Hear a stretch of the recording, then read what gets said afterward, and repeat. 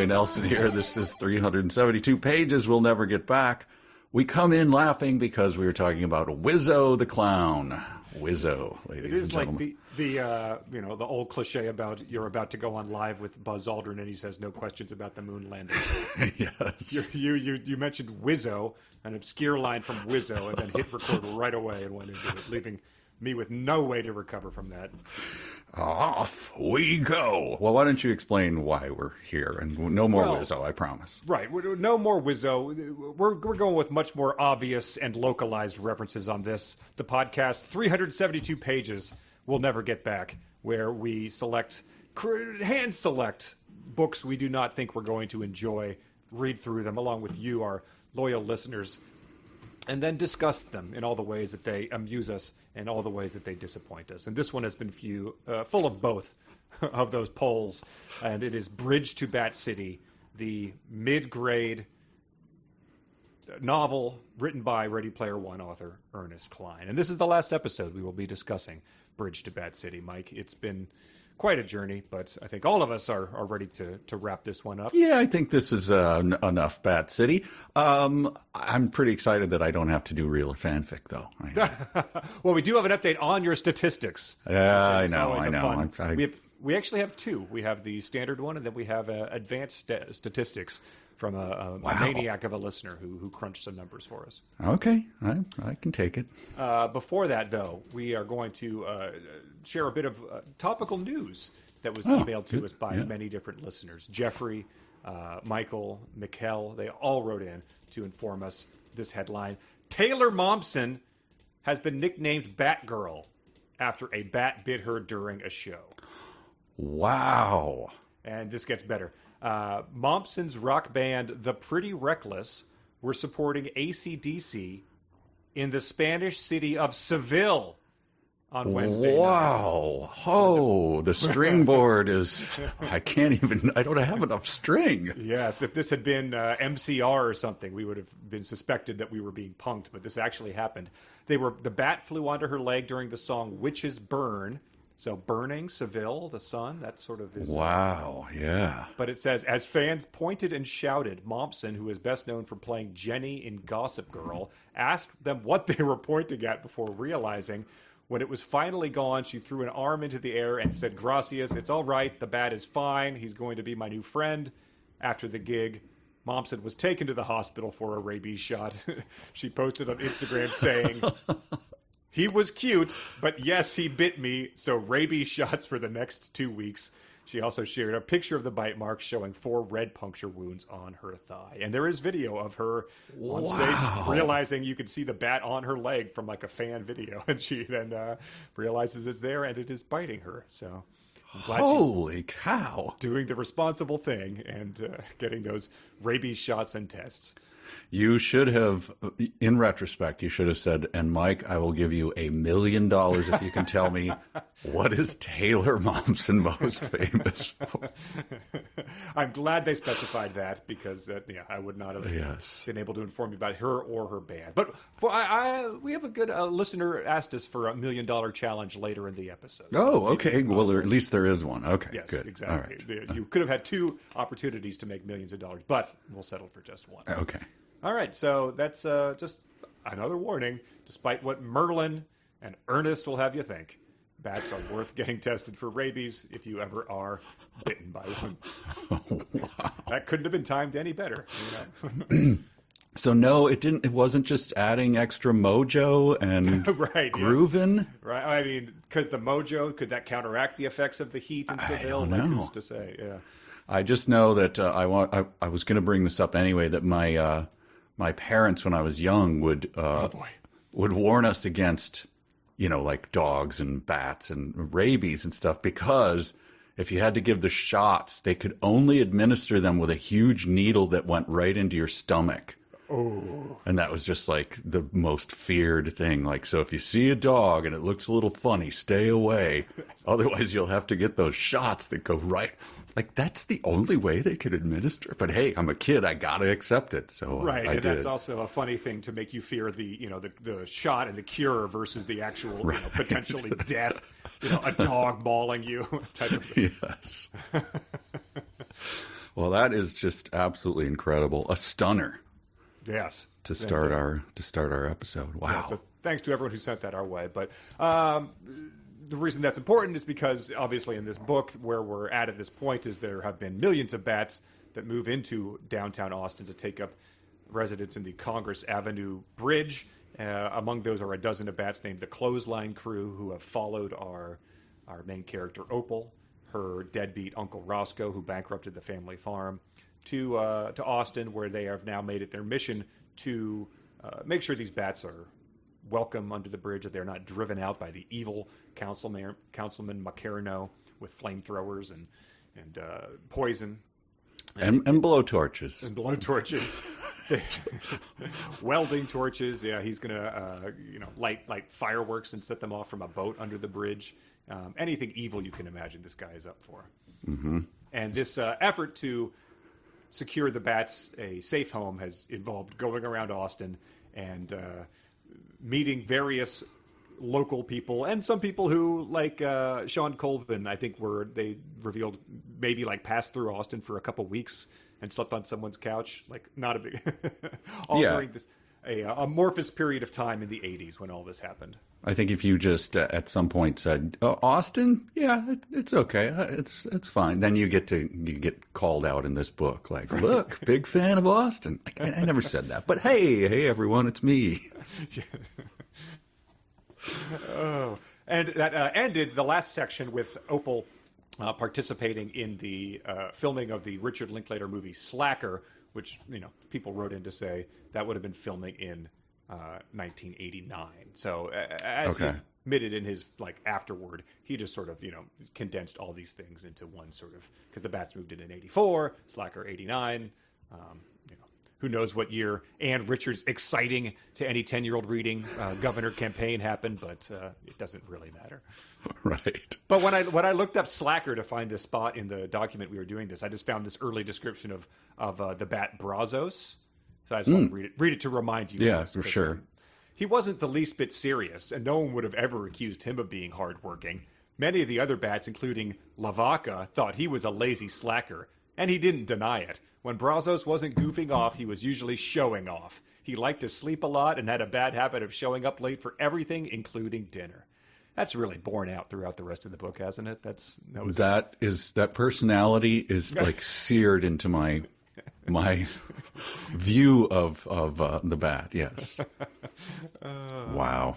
Yeah. So we start in the middle of chapter 18. Is that correct? Yes. After we met Rick Linklater. And then we get a little cameo by something called Amy's Ice Creams. I just a heavy sigh. It's probably a thing, but I refuse to look it up. Did you look up Amy's Ice Cream? It is appears to be a local chain. It has 17 locations in Austin, Houston, and San Antonio. So I hope that the 9-year-old who's reading along, the 11-year-old, I hope you're excited by learning that information. That's probably something to, go into school and impress everybody with your knowledge of. If you weren't already really excited for mentions of Radio Shack and Kinko's. What other? There was one other. The chain, the grocery store. What? Oh, yes, Whole Foods. Whole Foods. Kids. I mean, at least ice cream is ice cream, and you could go like, oh, wow, they mentioned ice cream. We like to eat that ice cream. Radio Shack, what? We like to go in and get cable. Yeah.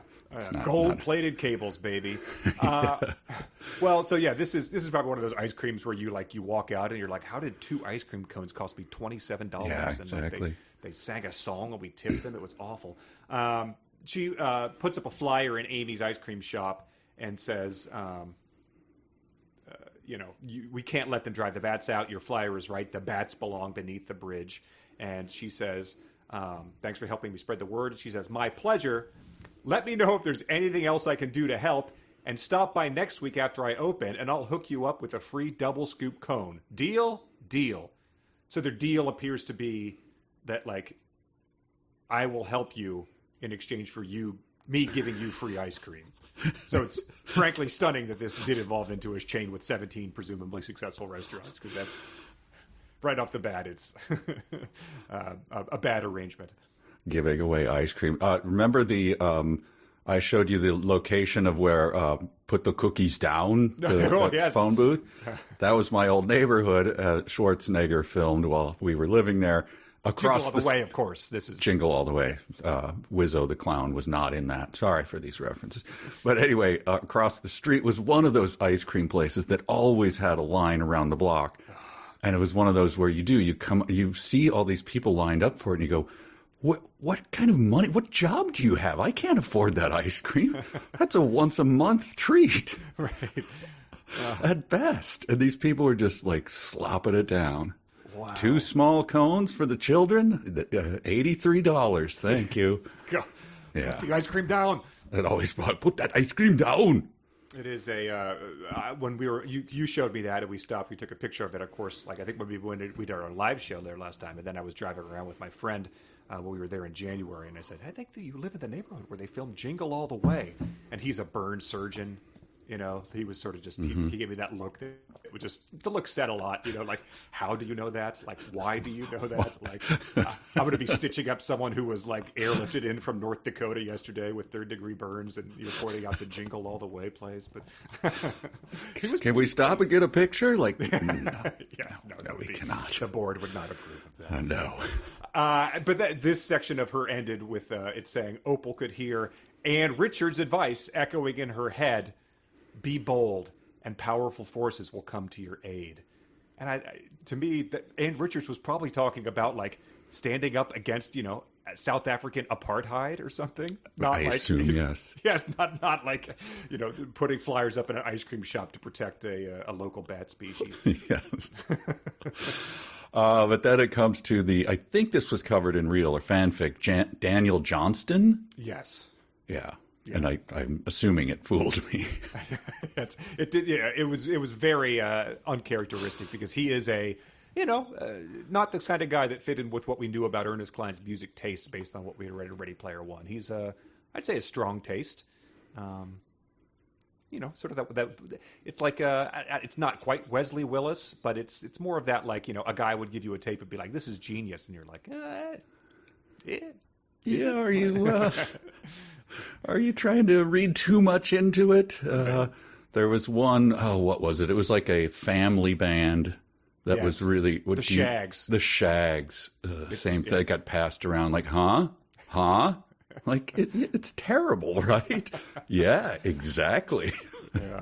Oh, it's, okay. Daniel Johnson has, some sweet songs and they're lo-fi, but it's, I understand if it's not your cup of tea. Yeah, I think my son was a fan for like a week and tried to sell, and I was like, not for me.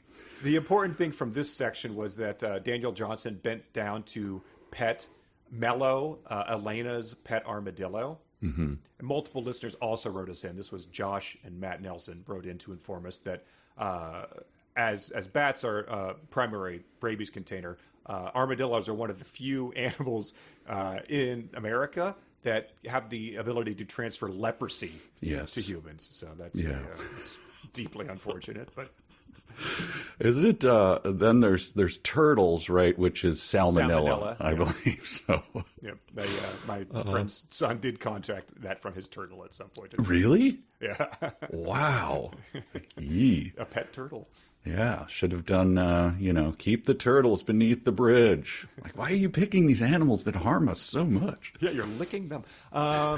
Daniel gives Opal a copy of his tape, and it says when she got home, she listened to Daniel's tape and fell in love with his music, which seems to be a recurring thing with Opal, is that whatever she encounters, she just immediately falls in love in without passing any sort of judgment or critically listening. She just sort of stumbles from these experiences, slack-jawed, drooling, just sort of being like, everything is my new favorite thing.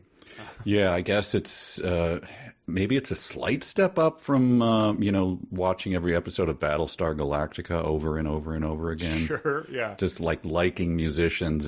He's just so lazy at this stuff. Like, she's not like, I can take him or leave him. She never says that. She falls in love with everyone.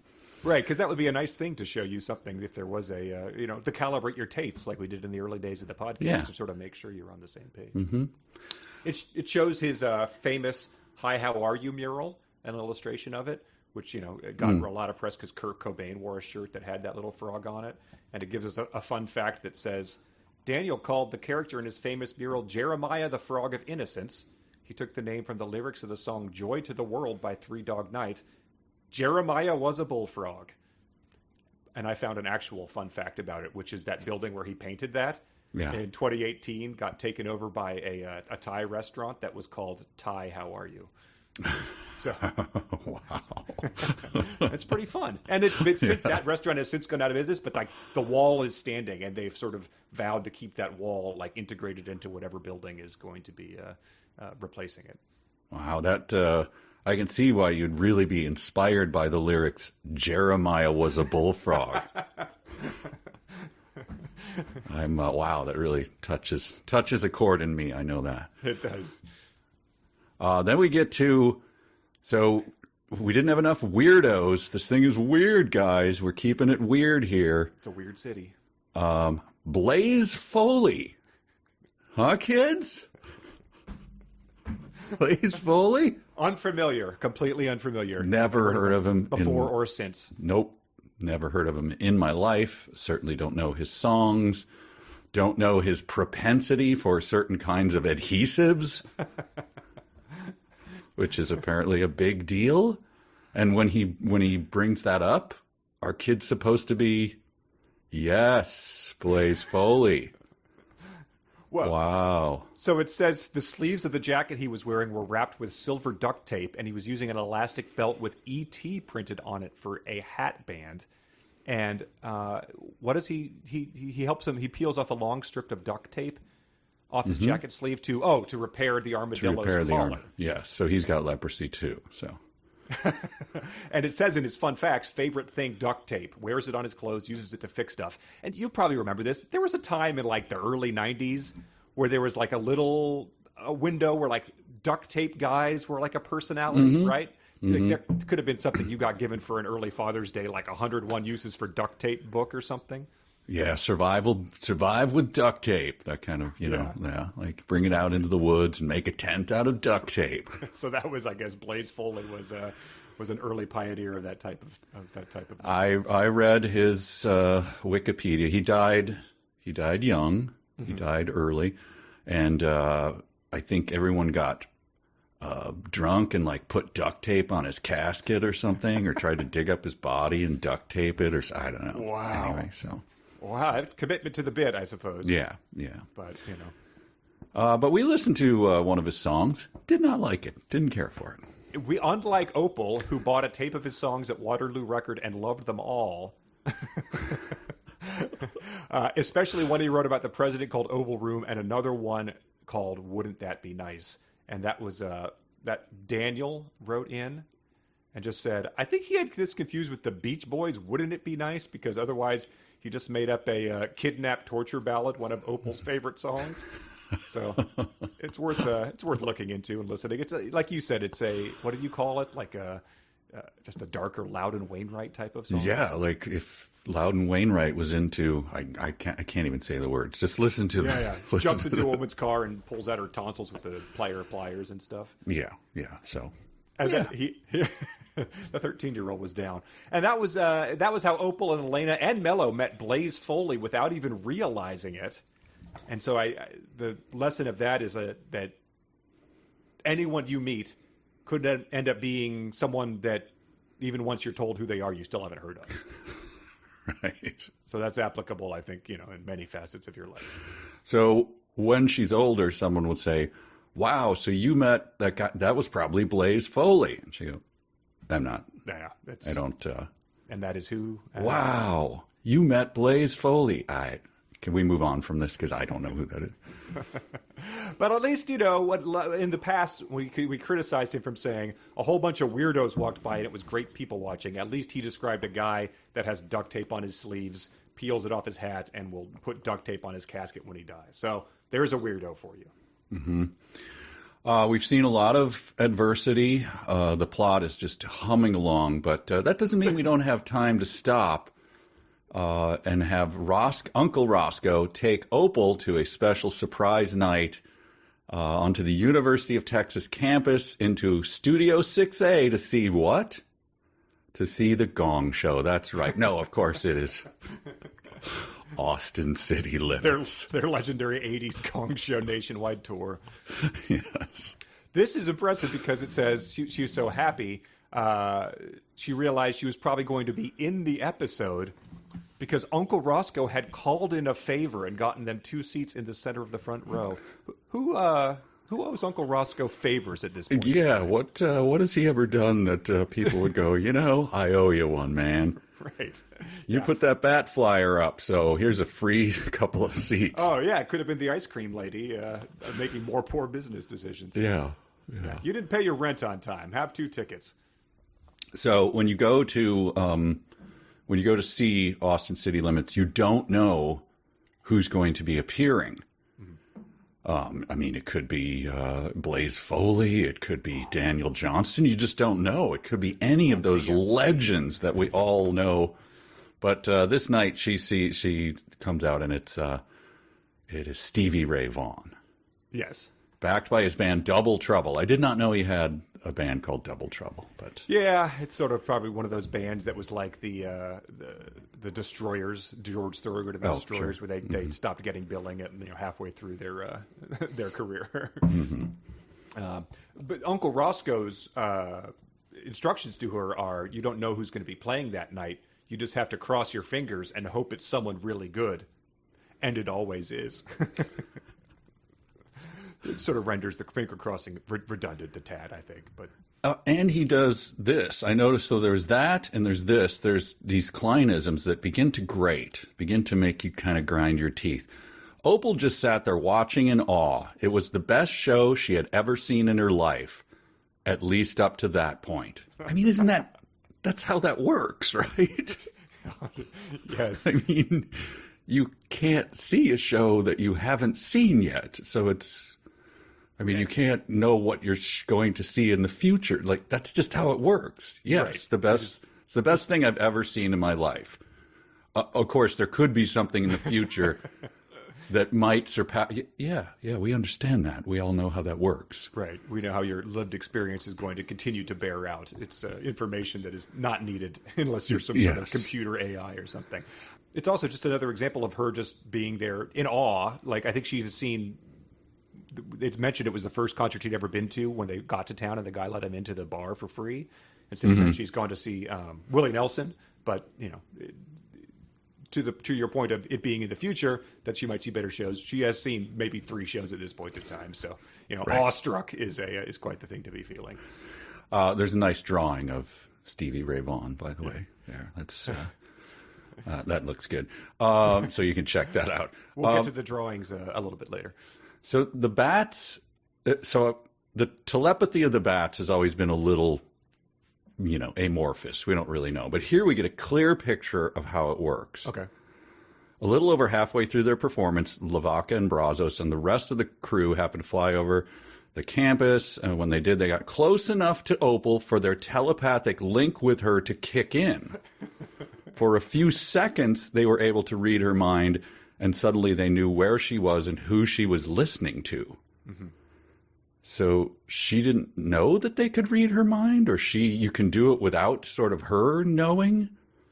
How does that work? You mean like they're listening in on her mind as opposed to her, sending out thoughts for them to hear? Well, it's not like you hear the phone dial up. And then okay, we're hooked up now. Right. We're telepathically linked. She has no idea. And then it says a little later, Opal was so focused on the music that she didn't even realize they were up there. So again, they can eavesdrop on her thoughts. As long as they're close enough, though. As long as they're close enough. And for a few seconds, they were able to read her mind. With the telepathic link kicked in. So... how does this work? I don't know. Did The Shining have to make these stipulations, or was it just Dick Halloran being like, "You've got The Shining"? I don't know. Now you got to be a little close, or sometimes right. if there's a big antenna here at the Overlook, you can use that, Danny. But oh God, not that close. That's too close. Wait, what are the rules? Wow. I know it's very specific. I'm sorry, but it's The Shining. Well, Stevie Ray's mojo is, of course, too powerful, and it makes them lose control. We never really get a sense of what losing control means. I think it just means that they sort of do a bat dance. They fly around. They don't they don't freak out. They don't start latching onto necks or anything like that. So right. Really bat dance. Control. Great song, by the way. Bat dance. So they start dancing. Stevie is playing and singing "Pride and Joy." I didn't look that up either. Oh yeah, that they used to play Stevie Ray Vaughan on like the classic rock station. It was just always one of those things where am I supposed to like this more than I do because it's it's your standard blues. She's my sweetest little thing. She's my pride and joy. And this is the first taste we get. Well, maybe it's not the first, but we get a lot of this. Of the crowds are. I have a lot of questions about these crowds, but bats, they cried out in horror. So I don't know if they cried at one voice, like bats, or whether it was bats, right? Like fire, you can't yell bat. Thresh. Yeah. And then Uncle Roscoe shouts, "Everyone relax. They won't hurt anyone. They're harmless." Taylor Momsen, is that true? Are they, in fact, especially since they've lost control? Yeah. Yeah.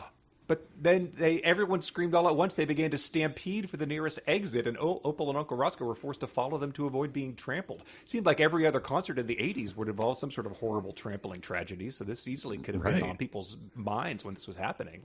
That ups the panic itself.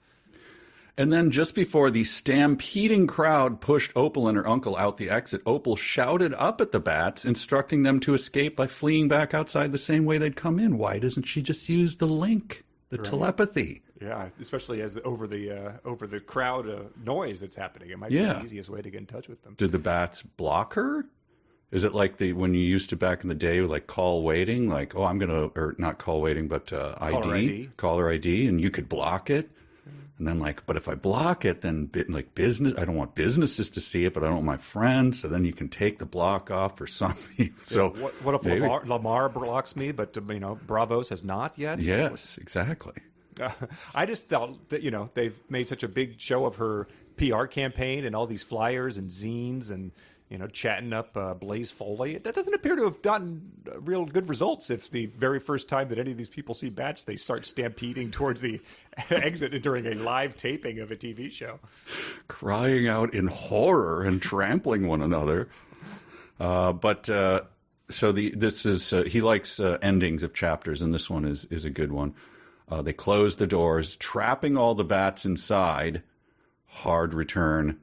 Then they called the bat catchers. So on staff at Austin is a full-time bat catcher with a number that everyone knows. Yes, the Austin Citizens had that number on file just in case. It's just bats have been there for less than a month. It's at all the exits in case of bats. Call. I think he said earlier that the town's dog catchers got repurposed as bat catchers, on Macarno's orders or something like that. The dog catchers from the 1930s who ride around in those paddy wagons with giant nets. The Keystone Cops in. Catch that dog. So that's the last half of chapter 18. Yeah, it goes right into chapter 19. Merlin's Mojo, which will, that's a major character you will get to. But it says that by the following morning, the news was all over town. They were talking about it on every radio and TV station Opal tuned into, and it was on the front page of the Austin American-Statesman and the Austin Chronicle, too. The headlines read, "Double the Bat Trouble. Flying rodents terrorize ACL taping of Stevie Ray Vaughan. City Council in an uproar." So the publisher of the Austin Chronicle, Lewis Black, who she met and agreed to publish her bat zine in his paper, has turned on her pretty quickly. Mm-hmm. He didn't learn a lot from the illustrated photos she had submitted to his paper.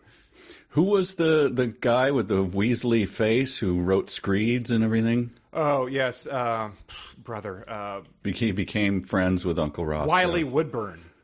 So Wiley he wrote the story, but then you turn it in, and then a headline writer does the headline. Mm-hmm. So Wiley was probably like, a bunch of cute bats flew around in a delightful display, and the headline writer's like, "I won't sell papers." "No, terrorizing taping of Stevie Ray Vaughan." Oh, a listener wrote in to inform us. This was Sean. He questioned if Wiley Woodburn was a real person, and his guess was that Woodburn equaled Woodward plus Bernstein. Yeah, that's a good guess. And my reaction to that, oh, okay. I get it. And then it said, Opal was devastated. She felt like all her hard work had been ruined in one night. Worst of all, those bat catchers had captured Lavaca and Brazos and the rest of the clothesline crew in their nets and carried them off in cages. So we get an actual on the rest, and possibly the most dramatic thing that's happened in the entire book has just happened off camera for no real reason. But all the distinct personalities that they have are all just being carted off. Well, and the rest? I mean, come on. But imagine you're reading this. This is my thing I was thinking about, because this next sentence that comes up, they're being held prisoner at the Humane Society building downtown. Mm-hmm. And then say you're reading this book and you're in your late 50s or something, and you once worked the desk at the Humane Society. The inhuman jerk working the front desk there wouldn't even let Opal or Uncle Ross go in to see any of them. Just put your sandwich down like, wait, what? It is right there in the name, sir. What are you talking about? I can't just let anyone in. These bats have rabies. I can't do this. Yeah. Inhumane jerk. Imagine anyone you know who works with animals. They're pretty much doing it out of some sort of, love and, probably taking a lower salary to do the job, potentially a volunteer at the Humane Society. And by calling him an inhumane jerk, he appears not to be making a joke there by saying that the guy who works at the Humane, no one comes in to be like, more like Inhumane Society, which wouldn't be great, but at least you would sense there was purpose behind that choice. No, I don't think he's making that joke. I did not take that. But even the person working the desk is also got to be like, it's like just a person going, I'm sorry, I can't, nobody can go beyond here. It's unsafe. There are sanitary issues. We keep that separate. You inhumane jerk. He's biting their heads off like Ozzy Osbourne. They leave and they see his sandwich that has like bat wings sticking out of the bread as he takes a big bite happily. Oh, wow. But speaking of inhumane jerks, then it goes back into Councilman McCarno. Oh, that guy. Who's, seems to be a master media manipulator. He's getting, and every newspaper, radio, and TV reporter to talk to. He claimed he'd already spoken with Public Works Department about securing enough blowtorches and flamethrowers to secure. Who does he, when they're assigning that? Like, okay, let's pass these out. Bob, flamethrower. Terry, flamethrower.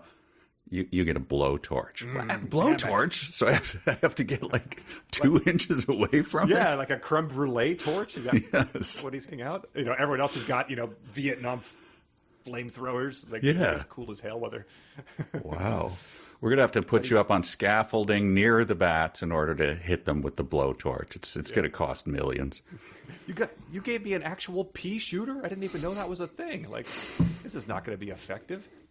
And then he says that he will move forward with his plan as soon as the city council voted to approve it, which he hoped would happen at their next weekly meeting. I thought he had this plan in place, as soon as the bats appeared, like that first day that they terrorized the residents. But he's as McCarno probably gripes about, it's a big, slow-moving bureaucracy here. Yeah, things move slowly. Yeah. Oh, tell me about it. Try to get something done with this crew. Of all the things you probably should be slow playing, handing out blowtorches to citizens to eradicate bats from under a bridge would be something to be like, let's make sure this isn't being done rashly.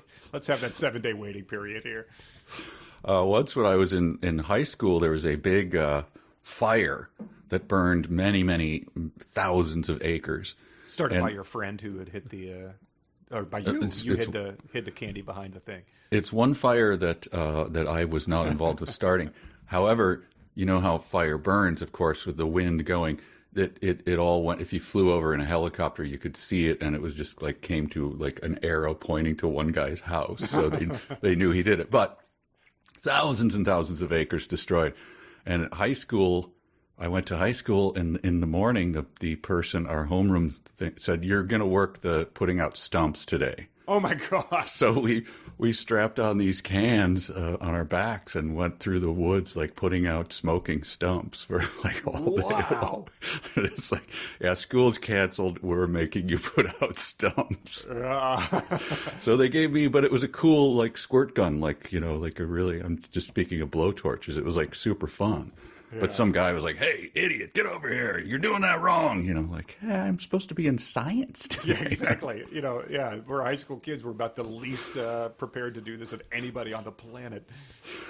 But that was cool. I wish I'd get a blowtorch. So maybe they do that. They just go to the high school and hand out blowtorches. Go take care of the bats. Gym teacher, hey, peckerhead, strap on a blowtorch and get out there. Come on, ladies. And so they're all upset about the interviews that Macarino is doing, and they are like having sleepless nights. I don't know how this is affecting Uncle Roscoe's job performance because he's staying up past midnight every night. But they happen to tune in to Letterman. Oh, before you do that, I just want to point out that this is how they spent it. Opal and Roscoe spent the rest of the day, pacing back and forth in their living room trying to come up with a new plan. So they were doing the Three Stooges gag, like crossing back and forth, you know, their arms behind them and bumping into each other. Hey, you, I oughta. They did that for hours on end. The rest of the day. And then they stayed up, yeah. Right. And so they came up with nothing. So they watched TV, and fortunately, Letterman was interviewing a fellow by the name of Merlin Tuttle, who is a bad conservationist who lived up in Wisconsin. We looked this up. This guy, you know, you can see it on YouTube, his interview with David Letterman. And at the book signing that they did in Austin, it was Cline, the illustrator, Felicia Day, who read the audiobook, and Merlin Tuttle. So he's still around and still doing his thing, and I guess consulted on the book, probably. I mean, if someone told you Merlin Tuttle was the name, you'd go like, yeah, maybe that name's too it's too comical. On the nose for a congenial bat enthusiast. Yes. And what do? They called the operator. She gives them his phone number. He answered the phone in the middle of the night, and Uncle Roscoe handed the phone to Opal, who told Merlin an abbreviated version of her story, the same story I've been telling you. So I just was curious, you know, what parts made it into the story of all the consequential stuff we've heard so far. You know, meeting Blaze Foley. Did the UFO, was that mentioned? Because that's a immediate click in the middle of the night. Right. Well, I wondered too, like, he was at the taping, which, I don't know, what did that happen? That, like, Letterman taped at like 2 or something like that. Okay, sure. In the afternoon. York, probably. Yeah, and so Tuttle was, you know, flown home. This is Wisconsin, I think they said they're calling. So he took that flight. He probably had to go to Minneapolis-St. Paul Airport and drive from there. So settled into his home, fed the bats, checked up on everything, went to bed, and then ring, ring. Who the hell is this? Yeah, we saw you on Letterman. Like, yeah. I wouldn't take that call, is what I'm saying. Yeah, it's an amazing thing that just used to be something anyone could do, is call you up in the middle of the night on your publicly available phone number on a phone you had no means of turning off. Once when I was in college, I, as a joke, like, because you still had information, right? You could just call and get information. Mm-hmm. So I called Chicago Information and said, I want the number for Bozo the Clown. Ha ha, right? Or it's not even funny, but whatever. I just did. And the operator goes, Bozo the Clown? You mean Bob Bell? He's the actor who played it. I'm like, yes, that's what I meant. And she rang Bob Bell's house. And so the guy answers, like, hello? And I'm like, Bozo? Like, yes, this is.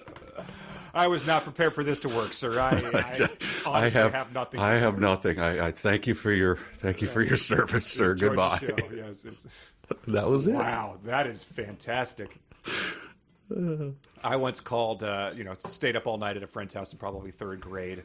And, we woke up probably early to play Nintendo, called my parents, said, I'm guessing, 7 o'clock on a Saturday morning, screamed wake up call into the phone and hung up. Prank calling your parents doesn't seem like a thing. And like, as they picked me up, just furious, they were like, your, 8-month-old brother was up sick all night. We didn't sleep. We had just drifted up to speak. And then you and your wild friends picked up the phone and screamed wake up call into the phone. Sorry. Never do that again. Like, if you want to be able to hang out with his friend again. Wow. It's the sort of thing that never, just doesn't cross your mind as a. No, you don't think about that stuff. Oh wow. I'll someday tell you the stories of using the service IP Relay to prank call people. Oh right, yeah. That's one we got to put behind the paywall because that is. That's I'm sure. So Merlin drives down to Austin and springs into action. First, he went to the Humane Society. And because he was a famous environmentalist who had just appeared on Letterman earlier that week, he was able to persuade the mean old bat catchers to release the clothesline crew into his custody. So, that's one of the bigger hand waves you've ever encountered on the podcast. That truly is. It's like, Michael Douglas going to try to get his daughter back in traffic, like from that. Yes. The guy pretty much has a gun on him, and he's like, I just want to come in here. And Merlin Tuttle does that to the mean old inhumane guy working the desk of the Humane Society. But he does this without questions. He brought all 12 bats to the city council meeting being held. Opal and Uncle Roscoe helped him carry them. Merlin opened them up one at a time, and he let the people in the council each pet and see how cute they were. Realized they weren't rabid vampire bats. Once they realized that, did they? I mean, you can't realize that by petting them. It has no indication about Merlin Tuttle testing the bats or, providing them with any evidence that the things he's thrusting at them aren't going to give them rabies. Yeah, so slowly their opinion of the bats began to change. Okay. How slowly? I mean, they were running, trampling over everyone. The people in this book who are just unnamed, just the faceless. Right. The crowd in South Park going. They are the most malleable human beings. Right. They don't sound like the weird kind of, the kind of neat, weirdo duct tape people that are described in this. They sound like NPCs or whatever. Like they just do whatever. Now we love the bats. We love the bats. What's that? A Lyndon LaRouche campaign rally is happening in Central Park. Let's go out there. This guy seems great.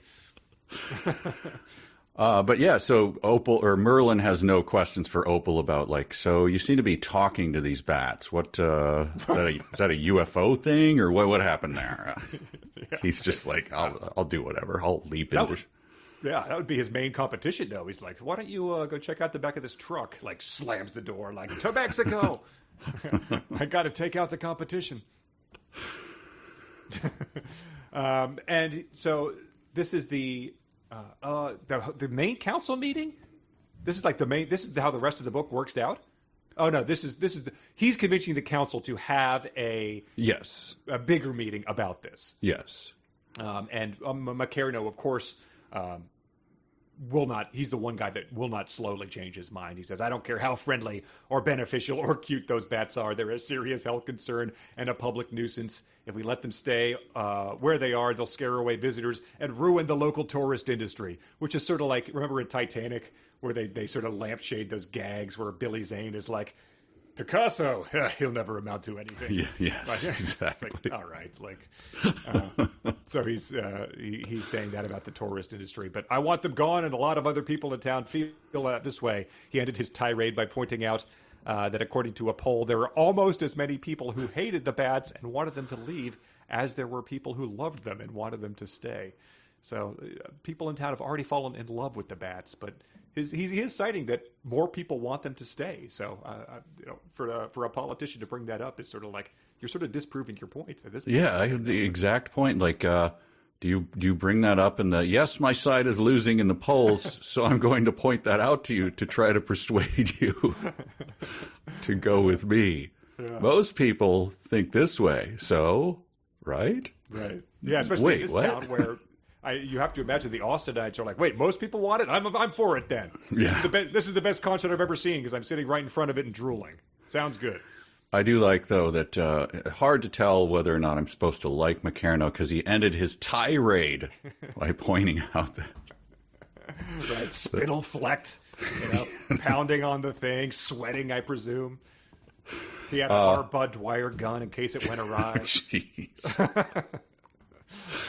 Okay, so they call for the referendum, and this is, wow, hell of a chapter end here. My gosh, he knows how to end a chapter. The guy really knows, if he even wrote the book. But anyway, last sentence of the chapter, Opal wasn't sure if anyone would actually show up.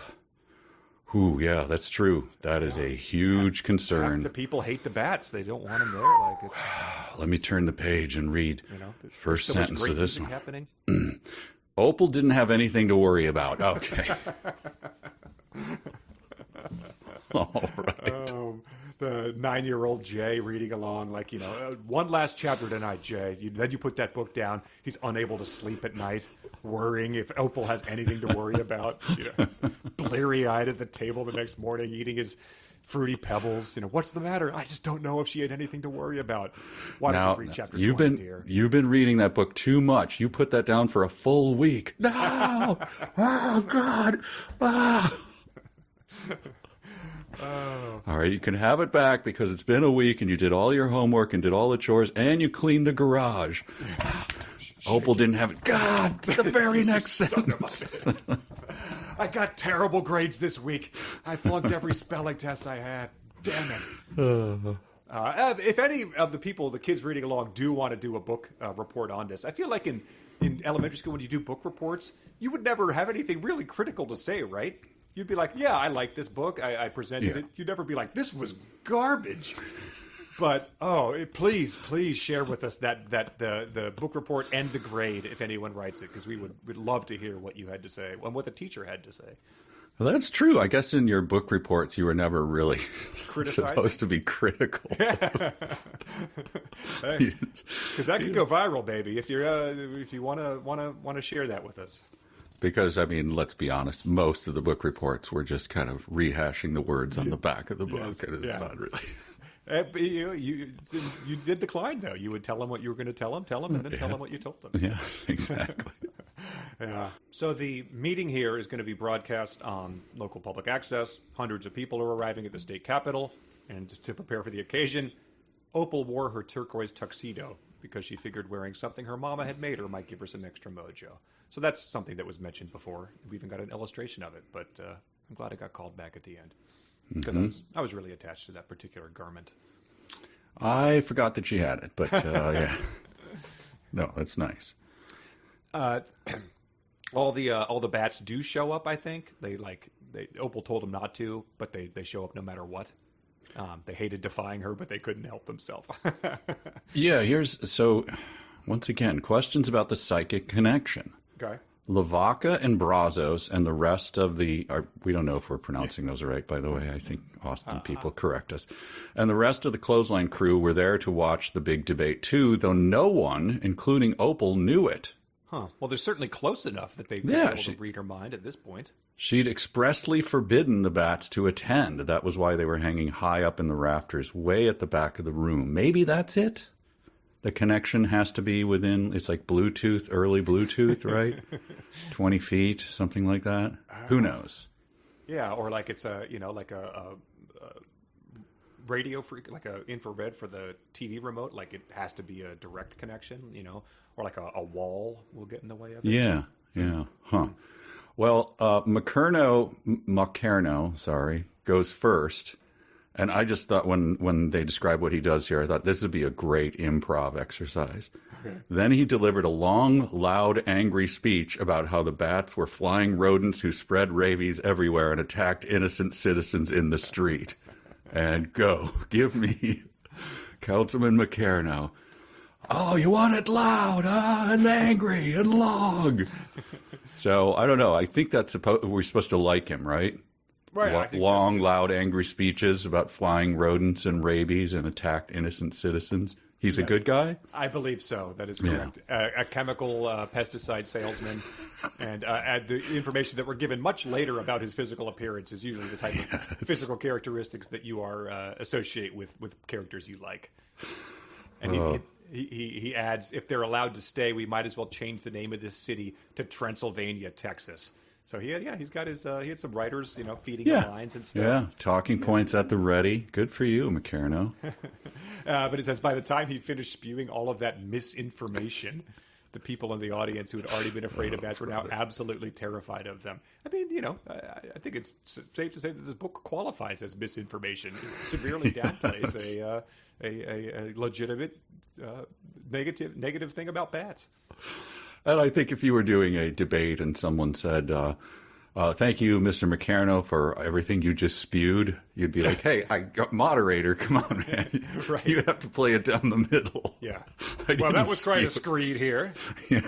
That was, thank you very much. That was loud and long and angry. Yes. Okay, come on, man. Play it down the middle. Oh, but then it calls for a rebuttal, and I thought it was just a meeting. I wasn't aware it was a formal debate, but Opal gets to go next. No, Merlin gets to go next. Yes. And Merlin has a slideshow prepared. It says in a calm and friendly voice. So bad guy then. Merlin began to explain how the bats lived and what their families were like, and the role they played in maintaining the balance of nature. It turned out Opal needn't have worried because Merlin had been memorizing bat facts his entire life, and he'd come to this debate prepared with the whole slideshow. So it's sort of like the end of Ready Player One, right, where the guy just had to have memorized Monty Python and the Holy Grail. Yes. And just gets up and recites it, and that's he has solved the problem by doing that. Who is our young reader? What was his name? Jay? Jay. Okay, so Jay is reading, he's reading in the middle of this is chapter 20. Opal was a little worried because he didn't appear to have anything written down. All right, young man, you've read enough of that book. She's very worried. He doesn't have anything written down. Well, yeah, your grade suffered enough last week. This book is, you need breaks in this book. That's what I've learned. This time it's 1 month, young man. Oh. Then the next paragraph, Opal needn't have worried. Jay's in a straitjacket, like he's rocking back and forth. Now you tell me. Wow. So yeah, then there's an illustration of Merlin giving the talk, and so based on what we learn next time, I wonder where this one came from. They might have just had to invent this one on their own. I don't know if there's an actual picture of him doing this talk, so to trace. Oh yeah, but this is what Merlin does. He showed a lot of other cute close-up photos of bats. He laid out all the reasons why the people of Austin should welcome the bats. He explained how they improved, blah, blah, blah. So he showed, laid out, explained. He didn't spew anything out. I call this rigged. This council meeting is so rigged. Yeah. They're shining like a red light down on McCarno when he speaks. Up from his feet. They're playing that awful music that you like that Bridget hates, the tuning violins, intro music, and the other guy gets the Superman theme song by John Williams when he walks up. So Elena speaks after this is done. She prints out more copies of the Bat Zine that she made the day before at Kinko's. So Kinko's gets a second name drop, and then she hands them out to everyone, including Councilman McCarno, who threw his copy on the floor. And as we were reading, I swear to this, I said, at this point, the bats will just have to swarm him and carry off his toupee. Yes. And so just put a pin in that for what we learn later. Yes. But before that, I have $1 million challenge for you. Oh, okay. Give me the $1 million challenge. It says Ann Richards is walking up to the podium, the candidate. She still hadn't been elected governor quite yet, but she was already the state treasurer, so everyone knew who she was. For $1 million, what is the name of Minnesota's state treasurer? Oh. They have been the state treasurer since 1999, so you have even better odds of knowing this. Oh, the state treasurer. Well, I'm going to say something Johnson. How's that? No? $1 million offer is not actually binding. It is Carol Johnson. Is that a guess? What in the name of hell just happened? All right. Because rigged. You looked it up. You looked it up when you came across there because you know it was preposterous that no one could know that. Honest to God, I just thought that people in politics are probably named, so it's Minnesota. God. I swear to God, I swear. I swear as I'm standing here, I did not. All right. I just guessed. Oh, that ruins that one. But Let me just point back to what you said. This is what came to my mind. The cute little kids are going around with their zine that they stapled together at Kinko's.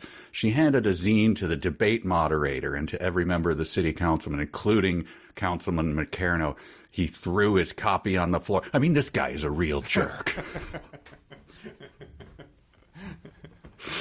Just laying it on so thick with this guy. It's just absolutely making him Hitler. Right, exactly. He might as well be. When we were, I must have been probably in high school. Our neighborhood pool had a high dive, so probably 10 feet high. It was great. It was just very exciting, and it had a ladder that you climbed up. It was dangerous because if you slipped on this ladder, you fall and hit your head. And I think at some point in time, probably insurance increased or something, but they were like going to get rid of the high dive, and so all the kids did a Save the High Dive campaign. It was the closest we've had to doing this, and there was like a committee. I don't know if there was like a neighborhood committee, but like my dad went on it. There was a couple other friends' parents were on it, and then some of the people who were against it were there, and all the kids showed up with like Save the High Dive buttons, and at some point in time, like a little kid, he got up, he was licking his lollipop, and got up to ask his question, and was like, "Have any of the councilmen ever actually gone off the high dive?" And one of the good guys just like stands up and gets a standing ovation, and then like one of the bad guys had to do a Nixonian for the record, I would state that I too have been off the high dive. Total McCarno. And the people who wanted it down weren't doing it to spite the children. They were doing it because the insurance rates were going to increase by 10 times to an unsustainable thing. So it was it eventually got taken down, years after I had moved, but it was closest I've ever had to living this experience. So the bad guy got close to the mic and it like feedback and stuff. Could we get slicks back his greasy hair. He had forgotten to put makeup on before it, so everyone thought he looked ghoulish. It's like I had a music teacher who everyone hated, and I was always like, come on, guys, he's not that bad. And one time he was getting really excited over, like, listen to this piece, Beethoven here, he comes in with this, and he gesticulated sort of wildly, and he cut his own nose with his fingernail. Oh. And then his glasses came off and broke in half on the desk. Oh. And then he's like, oh, good heavens. Oh, my. And there's blood coming out. You don't recover from that. The class is just like an uproarious laughter. And I'm like, guys, he might actually be hurt. It was the first time I remember having even the barest hint of sympathy for a teacher. Yeah. That's a witness relocation program one day. Yeah. Mr. Glasscock, you're not going to work out at the school. I'm sorry. The deck was already stacked against you, sir. Yeah. So now we get to his hair now. Yes. Finally the answer to your question. The incredibly famous state treasurer, future governor, gets up there and leads with this zinger that I think she had writers prepare. You know why I think Councilman McCarno hates those bats so much? Because they're so much better at making friends than he is. And I think they might have a better barber to boot. That made everyone within earshot burst out laughing. Everyone but Councilman McCarno, who turned as red as a beet and reached up to self-consciously check his hair. He had both a comb-over and a cowlick, and it wasn't a flattering combination. So the governor just gets up there, zings him like a Def Comedy Jam. The person doing crowd work and drops the mic, and he's just there, everyone with an earshot. First of all, don't we have microphones? It's at the council meeting, right? You would hope, yeah. It's at City Hall, so yeah. Okay. But a comb over and a cowlick. What is your view of how does that look? So is it you've got the little, just that patch at the front maybe, and then the Tintin thing in the back? I don't know. That's a good point. Because cowlicks, isn't that someone with a lot of hair has to, in order to see the cowlick, right? Correct, yes. It's the way your hair kind of changes its direction out of nowhere. Right. Literally looks like a cow came over and licked a big section of your hair. I thought you had to have a bunch of hair to have a cowlick. But then a comb over as well? I don't see it. I'm sure someone can draw it for me. I'm not picturing it. It is a shame that the artists, for all the illustrations that they did, did not give us a Macareno. Because, like, come on, show us one of the fictional characters at least. Yeah. All we got was, traced images of Buddy Holly. Right. All right. Well, that's so. If you can picture comb over cowlick combination, have at it. I can't do it. And then Molly Ivins, the other reporter, gets up there and says, "Hey, their natural habitat was destroyed when Macareno limestone dynamited their cave to build a new quarry. And yes, that company is owned by Councilman Macareno's family. He and all his siblings and cousins sit on the board of directors." There were gasps throughout the crowd. Then people began to boo and hiss at the councilman, who was beginning to squirm in his seat. So they're not the brightest bunch of people here in Austin, if they were only now just putting that together. I have a lot about this crowd. But before that, I want to go back to Molly Ivins walked up to the podium high-fiving Ann Richards as she stepped away from it. Scandal over the invention of the high five here. Wow. It was invented in the mid-'80s by Ann Richards. What's your story? Throw it into it. Mine was in the late 70s, so like this would have been popularized. Mine was a Murray State basketball player. The popular legend is Glenn Burke, a Dodgers player, and Dusty Baker. There's footage of Louis Armstrong and Dean Martin high-fiving in the 60s that I'll post in the notes. For what it's to explain, Connor is one of the co-founders of National High Five Day. National High Five Day. So that's I've had much like Councilman Macareno, I've had my character assassinated at times over this fake story I invented that some people think deprives another guy of his credit. It's a whole other thing. I was on the secretly incredibly fascinating podcast about the high fives. You can hear my whole screed there. I come off as probably a Macareno, but you're spewing your story loud, long, and angry. So yeah, back to the crowd. Quite a roller coaster ride. There were gasps throughout. They began to boo and hiss, and then a little bit later. So already they've been terrified. Yep. They trampled each other. This is just the crowd. We'll just call them crowds, you know. Mm-hmm. I'm assuming it's roughly the same crowd that goes to see Austin City Limits. Sure. And then as Molly and Ann left the stage to thunderous applause, these are just the most malleable idiots. Yeah, it's like a crowd at a wrestling game. Yeah, like here comes the gorgeous ladies of wrestling. Like they come out and slam the two goodies against the posts immediately. Like, oh, you're not supposed to do that. The refs turn the other way. And really, it's on Macareno. He claimed that we made fun of him. He said almost as many people hate the bats.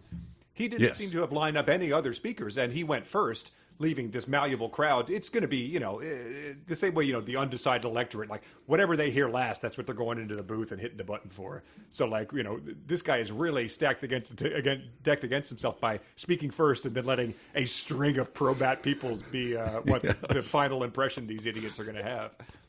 Yeah. Macareno's advisor, who I'm sure he's got a very high paid lawyer, like, are you sure you want to go first? And can I just run a comb through that? I'm fine. It should be good. Put more grease on my head. That's what the kids want. I go first and let them respond. What's wrong with that? Sir, you're not even in a wheel. You don't need a wheelchair. Why are you going up there like Mr. Potter? That's a very strange choice. And so this is like one of those, nightmare weddings where they go, does anyone else have anything they want to say about Terry and Mark before they, and then like, I'll say something. No. I just, my ham just got served. Murph is going to speak? Oh, my God. I saw him taking fireball shots. That's what this bat meeting is like. Anyone can just get on stage. Then a man who Opal didn't recognize made his way to the podium. Blaze? Let me see. Duct tape? No. Burnt orange Longhorns windbreaker. The coach of the UT football team. Do you know who this is? I don't know who it's supposed to be. I mean, they have had, multiple coaches, I assume. Mac, wasn't there there was a famous one named Mac from back in the day? I assume it's a place where you get a lifetime gig, essentially, if you're good at it. And so this guy, I think he does the same thing as Macareno. He just yelled at everyone, including the city council members up on stage with him. Yeah, so this is a Texas football coach. You have to imagine, if this really happened, some colorful language might be happening Sure. here. Yeah, but they sort of give a child-friendly version of it. But I liked I like sort of adding in my own, Rex Ryanisms to it. Y'all need to wise up and leave those bats alone. Didn't anyone think this through, or you bunch of slapdick city council members here? Now hike up your skirt when football season starts. Those bats are going to be out here. Yeah. Does your wife know you stole your plays from her? But it is funny that he didn't, in a book full of unneeded name dropping to leave this guy completely just anonymous here is an odd choice. It's very, very odd. And then I just want, as I read this, the closing of his speech, I just want to remind you, when you hear these cliches strung together, that this is a monstrously successful author here, who, has probably owns his own island and has 17 cars. He probably has more cars than Jay Leno. Okay. No one said a word. You could have heard a pin drop. When Opal glanced around, everyone appeared to be holding their breath. It's from one of the highest paid authors in the world. Bestseller, yeah.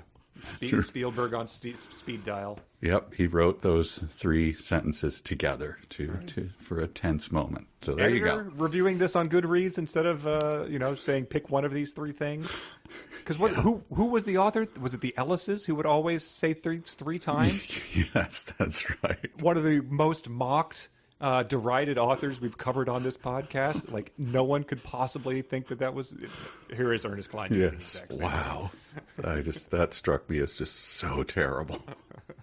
And to answer your earlier question, it said that the coach just yelled at everyone. He didn't even bother using the microphone. So there is a microphone.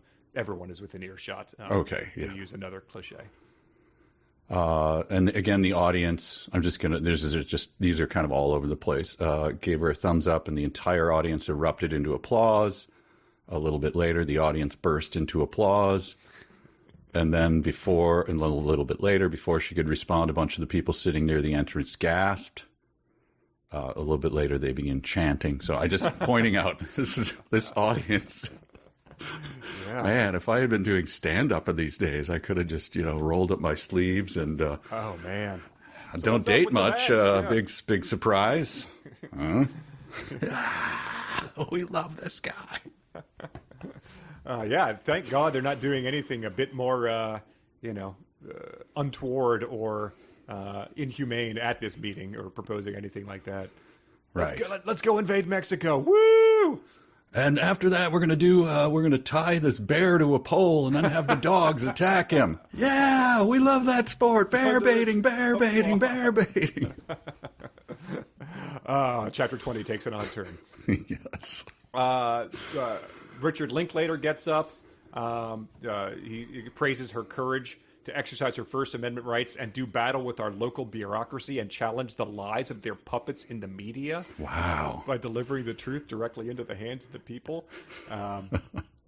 He's been getting a lot of praise for this new movie of his, Hitman, that came out last week, I think. I wonder if he's mentioned his cameo in here in any of the press tours he's been doing. Sitting right next to Ernest Cline. Yeah. Yeah, and here we go. The audience is gasping. Does Opal go up and talk? Yeah, she gets up. She delivers the exact speech you'd want to her. She says like about weirdos and bats living there. Then she has B on her knuckles for the bats belong beneath the bridge. So she has those tattooed, and like Robert Mitchum, and you want to know why I have love and hate in my, because she's got it. Wow. All right. Was that Night of the Hunter? That's Night of the Hunter. She watched it once and it immediately became one of her favorite movies. Yes. And then, but after Oprah gets down, Roscoe says, "We're proud of you." But before she could respond, a bunch of people sitting near the entrance gasped. Mm-hmm. Then a lot of other people in the crowd began to jump to their feet, clapping and cheering. So, I don't know, this could be like a dog in a funny hat has entered the room. Zippy the chimp roller skating through with a cigar, and yes. Amusing these easily amused idiots. But First appearance of Whiplash, that would be great. Wow, yes. I would gasp. Yeah, what does Whiplash think about this? He wants the bats gone. Get the blowtorches. Yes. Whiplash is just confused. The dog's running around. But a few seconds later, Opal was able to see why. It was because Willie Nelson himself was sauntering up to the podium and carrying his battered and beat-up old guitar, Trigger. No word about whether Johnny Cash is waiting in the car in parentheses or anything. Yes. Honky the horn. Yeah. And then the very next sentence is, so he's walking up to the very front of the audience. He was carrying his battered and beat-up old guitar, Trigger. Willie spent a few minutes tuning it while he told the crowd how the bats had eaten up all the mosquitoes at his annual 4th of July picnic. So professional musician, but doesn't really come prepared, I guess, to entertain a crowd like this. Yeah, a few minutes. We've all been to the orchestra. When they tune, that's you accept it. It's like 30 seconds at the most. Yeah, and it's sort of part of the experience. It's part of the thing, and everybody really kind of started to that point. sound actually sort of your pulse goes a little quicker. Like, ooh, here we go. Yeah, it's anticipatory. Yeah, but it's not like a guy in front of a crowd who they just had all these rousing speeches who is then getting up there and is just sort of like messing around with this sort of thing. And also, the gasps. I can only hold a gasp for so long. Like, oh, it's Willie Nelson. Oh my gosh, it's Willie. Like, oh my God. Oh, jeez. What is he doing? What is he doing? What's going on? So, yeah, no word whether this was the same length as the few minutes that Ready Player One they spent walking down the hall in silence. Oh, right, yeah. But very similar to that moment, this was something that people, were interested in what this might have sounded like. Willie Nelson has a lot of fans out there. Mm-hmm. Well, diehard fans. He made a reggae album a few years ago. People bought it, so they're interested in anything he's ever done, and they're interested in his live performances and even theoretical live performances. Yeah, I think if he had had a theme park, or what was the guy who just died, the Margaritaville dude, Jimmy Buffett. If Willie Nelson opened up, like a neighborhood, called Nelsonville or something. People would buy homes on his. Absolutely, yep. Centered around, sparking a bone every few hours, I suppose. But anyway, yes, vastly popular guy, a lot of fans. So on the dark web, footage of what this gig, because this is a gig, might have sounded like, has surfaced. It has surfaced. Yes, it's like, deadheads are they're always seeking those missing tapes and stuff. And so people did go out there. I guess they recreated it. I don't know if they used AI to sort of get the Willie voice, but they are like, what did his few minutes of tuning his guitar in front of the Austin City Council in a packed city hall sound like? Well, someday we should find that and play it for the people. That might be fun. Oh, no. But moving on. I tracked it down. I used my data credits to get that. Yeah, I thought it'd be weird to talk about it and not play it. Oh, okay. I thought you were just bringing it up, like, for those interested. Yeah, I know. I thought it'd be weird to talk about it for several minutes, dancing around it, then not play it. Sure, okay. Well, maybe we should listen to it. Yeah, let's take a listen. On the road. Hang on.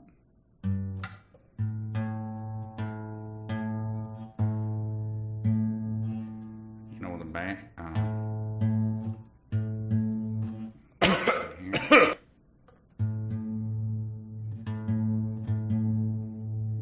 The bats. Hey, tune before you get on stage!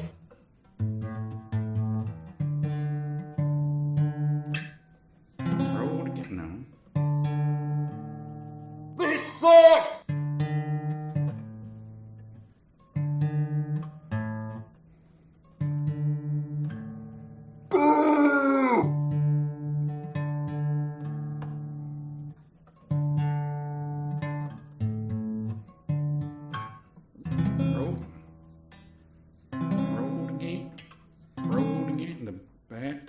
We want parenthetical Johnny Cash!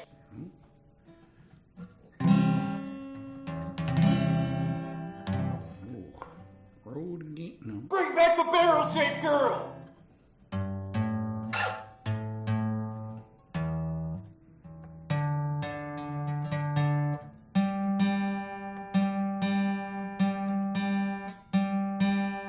Take. Bats. You're wasting our time, man!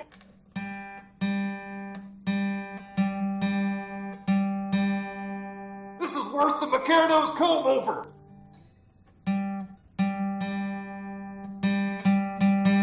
At least start naming dog breeds or something. This can't possibly go on for several minutes, can it?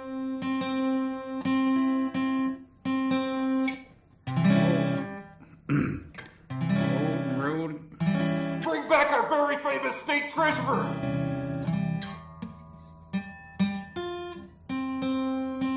Give me rabies now, God!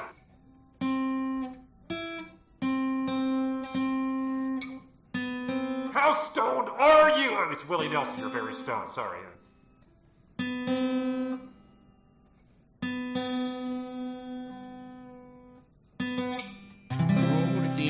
I'm gonna go lick an armadillo to get leprosy. Road, you know the bats. Ian.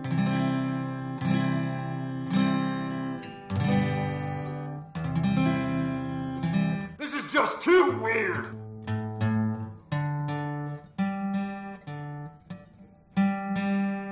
That's it, I'm moving to Fort Worth.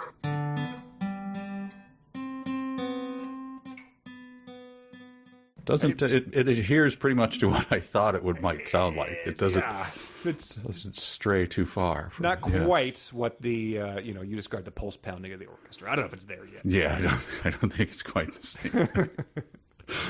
Oh well, thank you, Dark Web. You're doing your work for us. Thank you.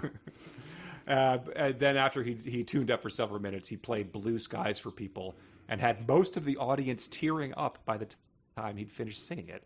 The malleable audience once again. What song might not have made them cry? If he played a Baja Men, would they have been tearing up like? I did want to feed this though into AI art and see. Show me a picture of bat conservationist Merlin Tuttle crying over a Willie Nelson song. Right? Because there's pictures of him all over the web. He's famous. Sure. Yeah. That would be, I think I should feed it in. I don't have a AI art program that I go to in an open tab. But if anyone does, do that. Bat conservationist Merlin Tuttle crying over a Willie Nelson song and see what it spits out for you. Yeah, that's a real test too. Because will it know Merlin Tuttle from Merlin the Magician? Oh yeah. You read the next part. I'm going to try to get that created. Okay. All right. Well, this just ends with this is the crowd once again are chanting now. The bats belong beneath the bridge. So the people who, it was like, what, 51-49? Kind of like the politics in this country, like for removing the bats. It's always just like one. How is it so evenly divided? But now everyone is just on board because Willie Nelson and Trigger got up there and sang Blue Skies. So now the bats belong beneath the bridge. Before long, every single person in the place was chanting it. I get nervous anytime I'm part of a crowd that does anything like, this is getting close to mob mentality no matter what's happening. But these people are just happy to the bats belong beneath the bridge. It reminds me of the Bugs Bunny, thing where he would just chant back and forth with someone until he'd switch up and then the person would be like, oh, right. Duck season, rabbit season. Yes. You could just, if you were the guy who was just like, Hitler had some good ideas. Everybody like, Hitler had some good ideas. Guess which race I don't care for. It's persuadable, especially because half of them were not on board from the beginning. Right. Well, Macarno has also got up and walked out of the chamber with his head down as the crowd continued to chant around him. So, like, are they going to follow him to his car? Are they going to start, like, roughing him up? Is he getting spit on? Like, you'd have to assume that the crowd is pretty much into a frenzy at this point in time. No, he's going to be doxxed immediately. They're going to SWAT his home from these malleable people. Just a bunch of weirdos. We're just weird. The image creator I tried to use flagged this as a content warning. I don't think you're allowed to suggest Willie Nelson. So, okay. I'll just say back conservationist Merlin Tuttle crying. Yeah, And see what it gives us. see if you could get anything from that. But that's so they were chanting. Everyone was chanting, and they decided by an overwhelming majority to let the bats remain in their new home under the Congress Avenue Bridge forever. That was the moment when Opal decided she wanted to live in Austin forever, too. Mm-hmm. But, fine, sure, whatever. The entire city was chanting it for a few minutes, I think. Mm-hmm. Yes. For a few minutes, you could hear those words being chanted all over town. It's like one of those ovations you get at Con. Yeah, this is really? This is frightening. Yeah. A 9-minute standing ovation for, the Tree of Life. Oh, boy. At the opening, by the way, of one of maybe I've raised this issue before of Verdi's opera. Okay. You know how the Italians love their opera, right? We all know that. Come on. Verdi debuted a new opera, and they gave him like an hour standing ovation. And I guess people just had nothing else to do back then. They did, usually, a couple of ovations. The crowd like went out and followed him and brought him back and he went back to his house, and they took him out and like hoisted him above the crowd on like a carriage chair, and was like, yeah, opera. That's what these bat people are doing. They're just like, you can't stop them. Like, you've unleashed the bat lovers, and now you can't put that genie back in the bottle. His second concert he performed after that must have been like the biggest letdown of anyone that's ever existed. Oh, his sophomore effort, yeah. A 45-minute standing ovation, like. All right. So then the end. Here Chapter comes the 21, end. the big old beautiful bridge. It starts off there. Now y'all have heard the whole wild and weird tale of how 1 million Mexican free-tailed bats came to live in the Congress Avenue Bridge over Town Lake. And we certainly have. We've heard something, that's for sure. And then it says, can you believe how things turned out? For a while there, people were seriously talking about burning the bats from under that bridge with blowtorches. Now they get treated like royalty. Yes, if you know anything about anything, then yes, this is totally believable. This is not only a foregone conclusion, it's well known and very popular. So right. yes, one, it's a real thing. Two, we know how children's books work. So. Yes, so yes, I can believe it. This is a pretty great one that a listener had to call my attention to. It says, speaking of making folks happy, the coach of the UT football team was right. When the bats all started to show up at the stadium for the Longhorns home games, they would eat up all the moths and mosquitoes that would usually prevent folks from enjoying the Friday night lights.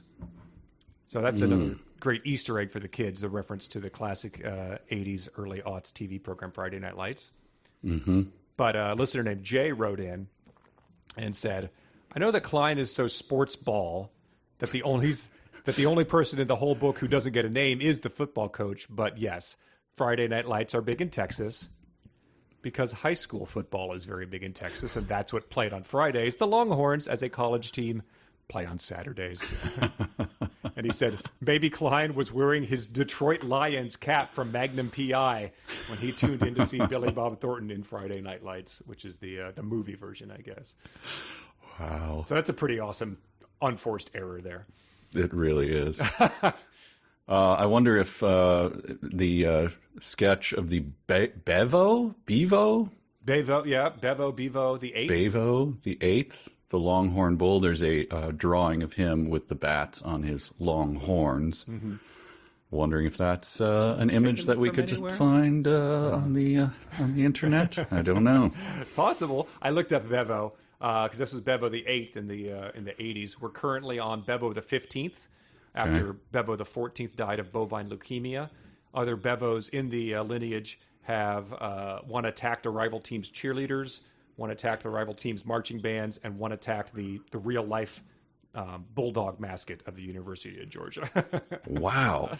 So maybe a follow-up book about those guys, the friendly Longhorns that attack anything that moves on the football field. And one of them gave bovine leukemia to an entire crowd of onlookers. So, yes, yeah. Wow. Brother. He starts padding the word count. I thought this was funny. He talks about how you can go see the bats emerge from the bridge. And you could even have dinner floating on a boat while you see it, if you have the inclination. Okay. Okay. Thank you. Yes, thank you for the tip. That's... all right, here's a test for you. Without looking, can you name all the bats in the Clothesline crew? Oh, my God. So let's see how you can get. Bravos, Lavaca, Koenig, Lamar, Pierre, Tippy Tippy Day Day, Zeppo, Gummo, Tiki Tembo, Curly. I think that's as many. I just only remember Koenig and Lamar, and then Lavaca and Brazos because they were the two that didn't get arrested. In the end, Pearl and Sabine, Rainy and Red, Koenig and Lamar, Cesar and Jacinto, I don't know, Trinity and Colorado, and Lavaca and Brazos. Yeah, all found the perfect home for themselves. Yeah. I wrote down, more than anyone, I will miss Rainy and Red. And I at some point I had to look up what the average lifespan is of one of these Mexican free-tailed bats, and I couldn't pin it down, but it seemed like 18 years maybe. So long dead by the time this story is being told to us. I also like this part. It has to be the only time in the history that a million critters ever relocated to the center of a major American city, unintentionally terrorized its citizens, and were subsequently declared an invasive species and a threat to public health, only to end up as the city's beloved mascots and one of its most popular tourist attractions. I mean, where else in the world could something like this have happened?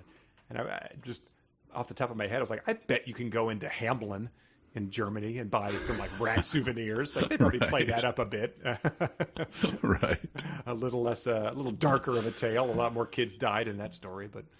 Voodoo down in New Orleans. Yeah, it's. Yeah, you can go into a gift shop and buy a nutria foot. And this is the point, by the way, that Jay gets the book taken away from him again. Oh, no, that kid's been through so much. The poor kid. He's going to have to repeat third grade. It's 2 months now, Jay, until you can find out who's narrating this story. What? I can see there's 3 pages left. Please, just let me finish. Don't worry. Opal lived happily ever after, too. How would I know? Because, dear reader, as you may have guessed by now, I'm her and she's me. I mean, did you guess? Do you care? I didn't care. There was something at the very beginning talking about this, but it seems pretty. Who else would it be? Probably not Lamar. Yeah, I don't know. Rainy. One of the bats learned to type and wrote this up would be maybe a better ending. I don't know. I like that she says, I was just telling you all this story in the third person to keep you in suspense. Were we? I don't know. About how things worked out for that weird little barrel-shaped girl I used to be. And I had sort of forgotten about the whole barrel-shaped thing. I'm glad they brought that up because much like the tuxedo, that was brought up and then never mentioned again. Yes. She went to O. Henry Middle School along with Elena. The Clothesline crew would show up with them. God. Uncle Roscoe. Oh, God. I forgot about this part. Before that, just say that she discovered that most of the other kids in her class also had a mile-wide weird streak in them. We were all a bunch of weird kids with weird teachers at a weird school in the weirdest town in Texas, where no one ends up being labeled a misfit because everyone is just some sort of misfit, so all the misfits fit right in. Appalling stuff. Little Lake Wobegon effect, too. I just, at this point, then I just wrote in my notes, like, no, please don't. Uncle Roscoe became really good friends with one of his classmates. What, Jeffrey Epstein. You're getting ahead of me. The financier, Jeffrey Epstein? The guy with the island? Yeah. A guy named Michael Dell, and helped him start a business called Whole Foods. No. The guy who invented the pet rock. But he doesn't leave it there. He actually goes Cline and goes, after graduation, Uncle Roscoe went to work with him at his new company, which eventually became Dell Computer Company. Gateway. That would have been quite a twist. Kids? Mm-hmm. I'm guessing Uncle Roscoe went to college with the Dell Computer kid who got busted for drugs. Dude, you're getting a Dell. Yeah, that would be much more in line. That's much more weird, I think. Yes. I hope that there was some sort of quote, verbal contract that Uncle Roscoe had, was, employee number 2 and entitled to a bunch of stock shares, and Michael Dell denied all knowledge of this, and there was a lawsuit that ruined Uncle Roscoe and hurt feelings. He's living in the bones of that farmhouse that he had to abandon, pried a window off and crawled underneath a bed. Yeah. Oh man, has him on his list of people to kill. He also asked Maria to marry him, and that was when she became Aunt Maria, and Elena and I became cousins. Boy, Maria, what a richly drawn character. Maria Music? Well done again with women, Cline. You really... I guess she already had a mother, but a listener pointed out that it's like traditionally that's, you become a sister with someone, a stepsister when your parents marry and you become living with each other, I guess. That's true. I'm sure that other people have different relationships, but it's a Maria Music. I'll never forget her. I was Maria. I forgot. Damn it. I mean, their honeymoon night, Uncle Roscoe was so smitten. You have to imagine, just like pow. Oh God. Oh, and the flats and the music get together. Boom. I had forgotten about that too. So anyway, at this point, I was kind of scanning ahead just a little, like looking at. I'm reading electronically, so I'm looking ahead. Like, boy, there's like 4 paragraphs left. Okay. UFOs. Hoping to God it didn't come up again. Right. Unfortunately, it is sort of hand waved. Yeah, I just said damn it as soon as I saw it. Yeah. Well, let's get to what she's doing, then we'll get to that. Sure. It's still very funny. She went to school at UT where she studied bat conservation. And after she graduated, I went to work for the Texas Parks and Wildlife Department. Now I get paid to stand under the bridge every night at sunset and tell folks all sorts of weird and interesting facts about their bats and their unique home. I will have paid off my college debts in 47 years doing that job. Are they like feeding her inside information with the telepathy then? Is that how they're weird and interesting facts? Does it say that the telepathy kept happening? I think it does say that. Oh, it does? I thought it. I mean, it doesn't. Like, it doesn't cease, right? Oh yeah, it does. It comes up later, but yeah, it does. It does keep going, even though the Cline crew is obviously long dead by this point in time.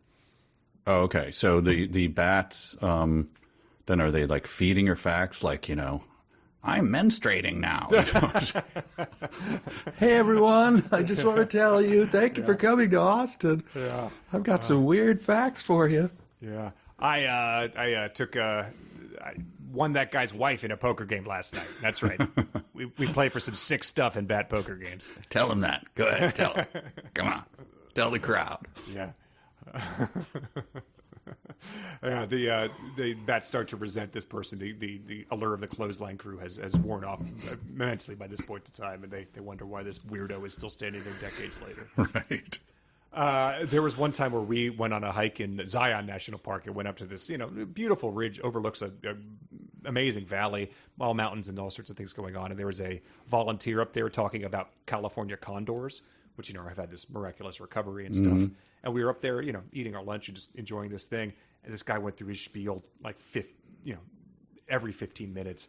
And it was interesting the first time, and then by the third time he was telling new people the same facts. It was like, could you shut the hell up and please, because there isn't much room to like get away at the top of one of these places. So to just hear him saying these facts about condors was deeply annoying.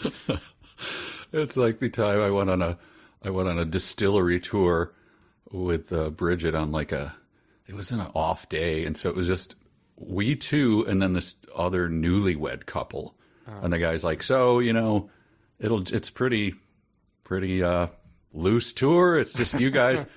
So do you want me to do the jokes that I usually do? And both Bridget and I just go, no. And his face just fell like, really? I was just saying we'd just rather just get the facts. And he was so devastated. The other people were like, we'll hear the jokes. Wow. Well. And then he tried them and, we're like, see, we told you. You probably shouldn't have tried this. Yeah, once the no is on the table, it's going to be hard for anything to land there. You're going to be the opposite of a Austin City Council meeting crowd. Yeah. Oh, all right. We're wrapping this thing up. Let's get to the saucer. Yeah. I've never seen another flying saucer. Not since that night at the farm. Not yet, anyway. Here we go. Do you want to read this one? I still don't know what it was, where it came from, or why it gave me the ability to communicate with the bats. The ability has never gone away, thankfully. Bravo, sir. An entire book premised on it, but I don't know. Yeah. A book where it is completely unnecessary. A book for children where you be absolutely willing to accept that a girl can talk to bats. It's, probably the talking to animals is 30% of the books for kids out there. None of them got probed by a UFO in order to make it happen. But she says, if you want my opinion, I don't, but I fear it's coming. I think it was probably my mama up there with the spirit in the sky orchestrating everything. I think she led me to the bats, and then she led all of us to Austin. What? It was a UFO? She's in the UFO? What are you talking about? She arranged that with the beings that you get the book when you go to heaven, and they tell you where the other people live. Like they have UFOs on speed dial up there.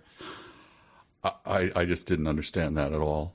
That seems so tossed off. Again, is Jay reading this going to be like, I believe it was your mother too? No, he's not going to be doing. He's going to be like, what? What does this mean? Redford and Groves ending. Yeah, it does smack of picking the book up after working on it 6 months ago and being like, oh God, she did have a dead mom. Oh, how do I tie that up at the end? The mom made the UFO happen. There you go. Right. I can't prove it, but that's what I think. There you go. Oh, and that's here's how it ends. Yeah. All of us bat-loving melomaniacs are still living it up down here in the Groover's paradise. Remember grooving? Remember rambling? Oh, God. Eating all the best tacos and all the best barbecue while we listen to all the best music being performed by all the best musicians from all over the world pretty much all the time. While all our furry little flying friends under the bridge handle the mosquitoes. Y'all should come on down here sometime and pay us a visit. I'd always thought I wanted to go here. Lauren's been there. I thought it'd be a cool place to visit. I have friends who live there. Off the list. Yeah. No, thank you. I have been there. Yeah, my parents used to live near there. I'm never going back. And so he wrote a little afterword where he admitted that he came to the town after all the bat thing had happened and sort of heard the stories about it, but thought it was cool. So he admits he compressed everything into one summer that had happened in the 80s. But this is the one thing that stood out to me. He was like, ever since I learned about the bats, my imagination has been continued to wander back to these captivating creatures. Where did these bats come from? How did they end up in Austin? What led to their fame? What challenges did they face on their journey here? What sort of personalities might they have?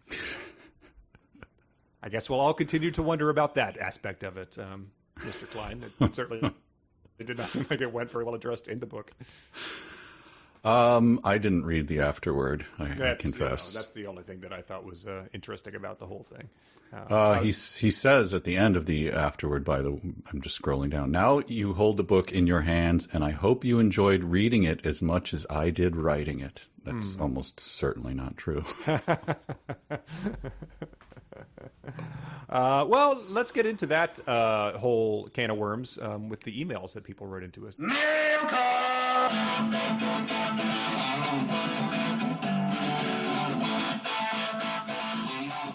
All right, here are emails from our beloved Patreon jackals who support the podcast over at patreon.com/372 pages, where you can go see us talk to Paul Scheer, which we did last week. A great improv sketch and comedian who just wrote his own good book that we talked to him about. Incredibly nice guy. Very nice guy. You know, one of those, everyone always says big fan when they meet someone, but like Paul Scheer knew riff tracks, deep cuts that like even I had sort of forgotten about. So it was a great thing to hear, actually. Yeah, it was a very enjoyable, easy, pleasant time with a good and talented guy.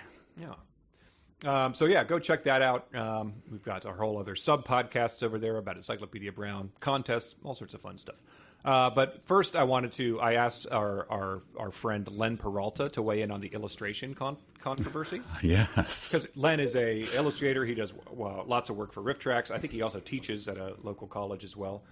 Teaches art. So I was like, here's what happened. This person apparently, traced these images at best, or just ripped them off. He says, my take on this is that, yes, it is weird.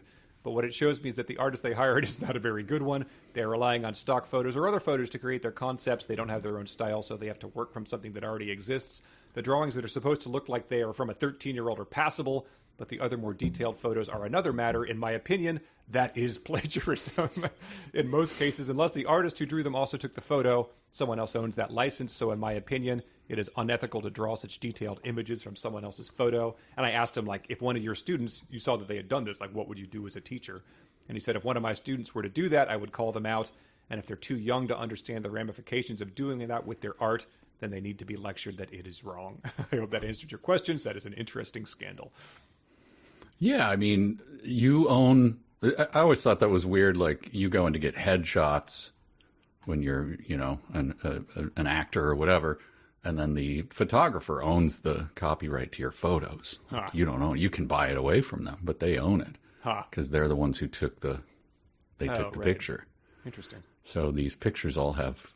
I don't even think you need to file for copy. They just come with it, I believe. So. Which is why all the Wikipedia things have the cell phone, iPhone 1 camera photo of Comic-Con. Exactly. They're all at Comic-Con. All right. So that's a professional artist and art teacher weighing in. And now we have a professional statistics keeper. Lucas has tabulated your favorite part of every season when we get the updated real or fanfic statistics. Yeah. Lucas says... Once upon a time, there was a big old beautiful podcast, and in this big old beautiful podcast, there was a big old beautiful round of real or fanfic. The most notable thing about this section is that the first round only had 3 entries, which is rare in this game. Mike's performance varied throughout the book. He did poorly in episodes 1 and 3. He did about average in episode 4, and he did well in episode 2. This all adds up to a score of 10 out of 18 and a hit rate of 55.56%. Mike's overall average is now 58.85%. Meaning his performance in Bat City is slightly lower than average, but a big improvement from the last book. For reference, Mike's percentage in Ready Player 2 was 54.17%, so his performance with Ernest Cline's novel is very consistent. Thanks for playing. I hope things stay interesting for the next book. Wow. I mean, in the world of science, I mean, a coin toss can sometimes be 54%, right? Mm-hmm. So I'm just coin toss. Like well, I always say. Better than it. 58.85. I mean, you'd take that. There's not a margin. Yeah, I don't know. You'd be making good money in Vegas if you were hitting that rate. That is true. I guess so. And then another listener, Jonah, wrote in and requested all the statistics here because he's said he had some downtime or something and he's a statistics guy. He is running, he describes this as a simple chi-square test. Or a chi, maybe. I will post a picture of this simple test because for anyone to make heads or tails of. He says, for anyone who doesn't know stats, this is basically a way of testing whether the observed frequency of something matches our expected, or in this case, whether Connor's rate of incorrect is about what we would expect if he was doing the same number of real or fanfic attempts as Mike. So he wants to compare our two things because he says this is largely because Mike often says that sample size is the reason that Connor performs better. And he says when we run those stats, we find there is not a meaningful difference between overall rates of correct or incorrect. The p-value for that test comes out to roughly 0.23 or well above a threshold for significance. Summary: it seems that as far as I can tell, Mike's claim of sample size inflating Connor's score is not without merit. We'd need more samples from Connor to verify this. But Connor does not perform better than Mike when looking at his overall hit rate. So I think he's saying that it backs up your claim, which is bad news for me. Well, I like when the phrase "not without merit" is attached to anything that I do. I'm always very proud of that. And second, he built a linear mixed model. This allows me to factor in a variety of aspects. For example, the cozy mysteries tend to be shorter, and that leads to Mike challenging Connor to fanfic from them less frequently. And he says, summary, there is not a statistically significant difference, but Mike does seem to do worse on self-published books than Connor does. Overall, it seems that Mike's repeated claim of sample size leading to Connor's higher score is currently supported by the available data, but there is some evidence indicating that Connor may outperform Mike on self-published books. So, I'll throw something else in the mix. Because you more regularly choose the samples that you give to me, you've got an edge on that. Whereas I just kind of go like, I don't know how to do this. Let me just pick this ridiculous piece of trash and try to sell it to him. Sure, that's true. That could be. So that's part of it too. But thank you. Not without merit. Well, and maybe there need to be more severe stakes. You know, $1 million challenge, like naming your state's treasurer. Maybe if you really had to focus or train for it like Rocky, that could be it. Oh, what am I going to do with that $1 million? Oh, it's going to be fun. Tune out that she toured the Mystery Science Theater set or something, or there's going to be paparazzi pictures of you like on a boat on Lake Minnetonka with Johnson. I swear, yeah. I'll go take a photo of the back of my car. It's like Johnson stickers all over it. No, I've totally guessed on that. This is a long distance dedication. Yes, we've been asked to give. This is someone who had written in before, Daniel, who found a coworker at his job that also liked the podcast, and they have bonded over the podcast. But his coworker Rachel is now moving on to a new job. And I think one of the last acts they had was to do their own $1 million challenge, and Daniel lost the bet. So one of the prizes he had was trying to see if we could get a shout out to Rachel and wishing her good luck at her new job. And he said that Rachel, you are a special mongoose in a world full of snakes. So I thought that was a nice dedication, even better than the one about the dog named Smuckers that Casey Kasem tried to. I thought it was ponderous, man. But yes, best of luck to Rachel in her new job at a library where, who knows, you can maybe you can create one of those books that were featured on 372 pages displays that we've seen someone do before.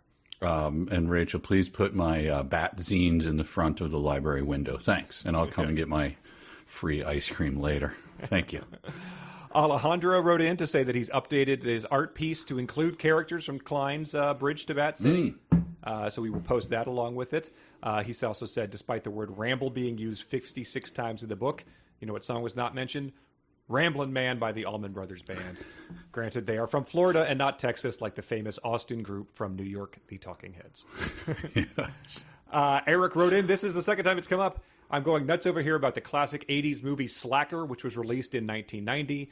I know it's asking a lot of the nebulous time period of the book, the period the book is set in, but Slacker wasn't filmed until 1989, and I can't believe Cline would allow the NES not to be mentioned, or the biggest summer movie of 1989, which was Michael Keaton's Batman. Oh. I am stunned that there was not any bat signal or Batman jokes or, even deep cuts in there. That's, imagine the willpower. Maybe there's some sort of copyright or lawyers involved in that. Oh, that's probably it. Yeah. Then we got to pay or something. Yeah. Here's another. This is sort of like the opposite of Daniel and Rachel's workplace friendship. McLean wrote in, recently my fiance and I moved to a new city. I had the arduous task of driving the U-Haul to our new home.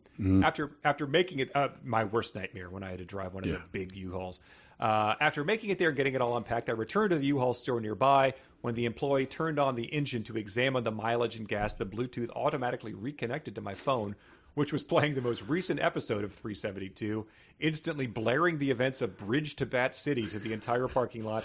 Imagine my stress as I fumbled with my phone to stop the podcast before too much was revealed. I wonder what the best moment in podcast history would have been to just start playing to the grizzled U-Haul store attendant. Yeah. Dog breed naming, I don't know. And I thought I was out of the woods until a recent job interview I had. It was for a position in media. And I was asked by the interviewer what the last podcast I listened to was. My heart stopped. My palms grew sweaty. My pupils shrank. I tried to explain in as little detail as I could what 372 pages was without sounding like a lunatic. It's a book podcast where the hosts don't like the books they read. The interviewer thought I was talking about another podcast, Books That Could Kill. Instead of taking that way out, I went on to explain I was referring to a podcast called 372 Pages Will Never Get Back. I did not feel the need to elaborate or tell the interviewer about rigs, jackals, or anything of the sort. Anyway, I just found out today I did not get the job. So I think we are legally forced to say that we are not responsible for that, but our deepest sympathies for that. Should have just lied, man. Said you, yes, I love it all. The whole podcast. I'm a huge fan. I'm like Opal. I love every podcast. Yeah. We get more into the ghostwriting accusations here. It says, I just joined on Patreon. I wanted to write you something I found out about Ernest Cline's new book, Rabies Player One. I was looking up information on it and found the same summary from both Target and Barnes & Noble where they used the phrase, Opal bonds with Uncle Roscoe over music. And it says, I know we can't blame Time for typos in his book descriptions on third-party websites, and it's confusing how this happened because other websites have the same book description without typos. Still, I find Uncle, as in clueless, Roscoe to be a good nickname for the character as Cline describes it. That's pretty incredible. That's amazing. Ethan wrote in to say, I was just listening to your most recent podcast, and I'm at the point where Richard Linklater casts Opal as the soda kid scene from Slacker. My wife and I had recently watched the movie. I was excited to see it, given it was Linklater, but meh, I'd give it a 5 out of 10. Nah. And he says, there is nobody in the scene who is even close to Opal's age. There is one girl, and he provided a screenshot of what she looks like. She has neither the same age nor appearance of Opal. Shocking, given Ernie prides himself in every minutia and makes it his character's strength in other work. So yeah, now we get into people who are weighing in on the ghostwriter thing, which we addressed in the last one. Okay. We had a lot of people write in about this. We had Thomas, Brett, Bart, Lisa, and Elizabeth all had their own theories, so we can't go into all of those, but I think Bart did some good sleuthing. And any conclusions? Well, not really, but it's interesting. He says, the publishing house for Bridge to Bat City is Hachette Book Group, and Little Brown and Company is a division within Hachette. When you go to Hatchet's main website, you can find an author bio for Alice Scott, and it mentions she is a middle grade author, and her debut model is something called Saving the Serpent. That led me to try to search for that book, but unfortunately there is no book that has been published, but Goodreads has a synopsis of it. The synopsis, so this is very interesting. Lily Sullivan is a herpetologist, or at least she will be once she completes her goal of growing up and becoming the greatest snake researcher of all time, just like her dad was before he disappeared into the marsh. The volunteers at Sullivan Snakes, Lily's family sanctuary, are buzzing with excitement when news breaks of a newly discovered snake species right in their backyard. What's more, scientists have found the snake, the marsh serpent, produces a unique oil that might just grant immortality to humans. But in order to harness the immortality offered by the snakes, scientists must do the unthinkable: kill it. Lily and her friends at the sanctuary are desperate to save the snakes, but they aren't the only ones on a life-or-death mission. The richest man in America, Gene Atkins, will stop at nothing to harness the immortality of the marsh serpent, even if it means getting rid of Lily and her friends. Can Lily protect this new snake species and her friends, or will Gene and his crew of hired snake hunters get what they want, even at the expense of these innocent creatures? So that's, that's not, a World War II history or something. There's some very similar aspects to that book. There certainly are. And so he says, oddly, when you go to the Saving the Serpent's Goodreads page, there's only one ISBN for the book, which is for an audiobook version. The ISBN for the Saving the Serpent's audiobook is the exact same as the one for Bridge to Bat City. And he says, people are either pulling in the ISBN numbers, and maybe that's why it's something that is on Alice's things. But he says, why are the ISBNs the same in the first place?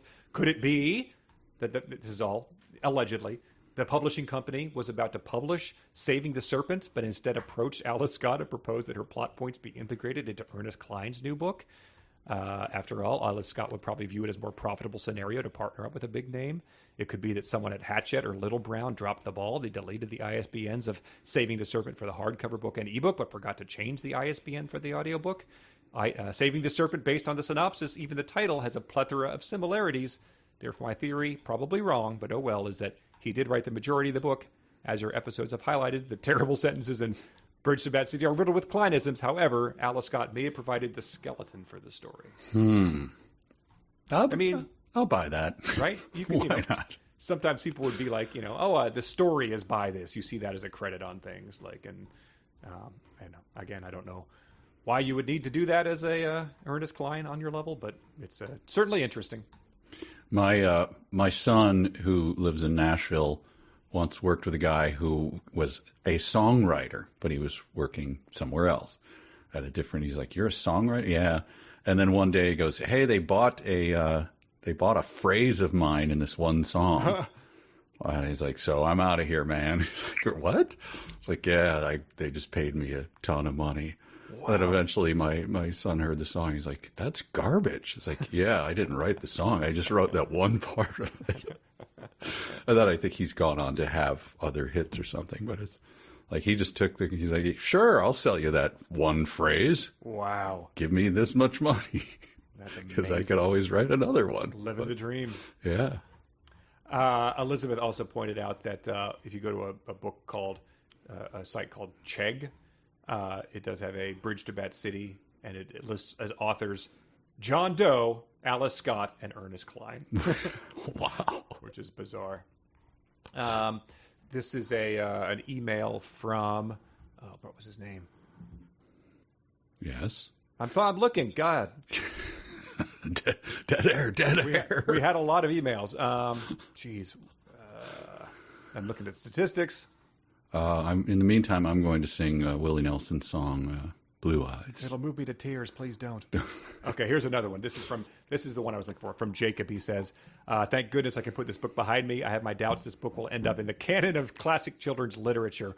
Will any children's literature published these days make it? It's my job as a government documents librarian. I recently came across a pamphlet published by the Bureau of Education in 1927 recommending 40 books for young boys and girls to read before turning 16. Many of these titles have stood the test of time and demonstrate that publishers have lost faith in children's reading abilities in the intervening 97 years. And he attached the list to the email if people want to check those out and see how those books stand up. And yeah, they were like books that I was being told to read when I was, growing up too. So, right. Wow. Not sure if this is going to make that in 50 years, even though those lists are constantly evolving. Yeah. And this is a good one to end on. We have dumb sentences, but Nathan wrote in and said, I really wanted to give Ernest Cline his own special reference, so I present this sentence from an article on TheVerge.com from March of 2014. Finally, around 2005, nearly 7 years after Harry Knowles' review, actor Kevin Spacey contacted him saying he had heard about the script and wanted to produce Fanboys with the Weinstein Company. I think this leaves Cline in some great company. Wow. 3 for 3, baby. Jeffrey Epstein also weighing in. I want it too. All right. Let's wrap this baby up with our final dumb sentences of Bridge to Bat City. Dumb, dumb, dumb, dumb. Dumb sentence of the week. All right. These are dumb sentences submitted mostly by our beloved Patreon listeners. That, again, is at patreon.com/372pages. Be the first to find out what we're going to cover next. They all get to learn before anybody else. Here's Brian. They also own a company called Macerno Chemical that manufactures chemical pesticides, which farmers don't need if there are bats around. And he says, that makes about as much sense as saying farmers don't need fertilizers if pesticides are littering the soil with dead bugs. And he says, but let's just pretend it's true. Wouldn't Macerno find it ideal to roost the bats in the middle of a major urban center as far as possible from the farms? Harrison said, this is Macerno, he scowled down at Opal and Merlin and all the bat lovers in the crowd. And he asked if they had, a sign like at a weddings for like bat lovers on this side of the aisle, bat haters on that side, since it was close to 50-50. Yeah, it was.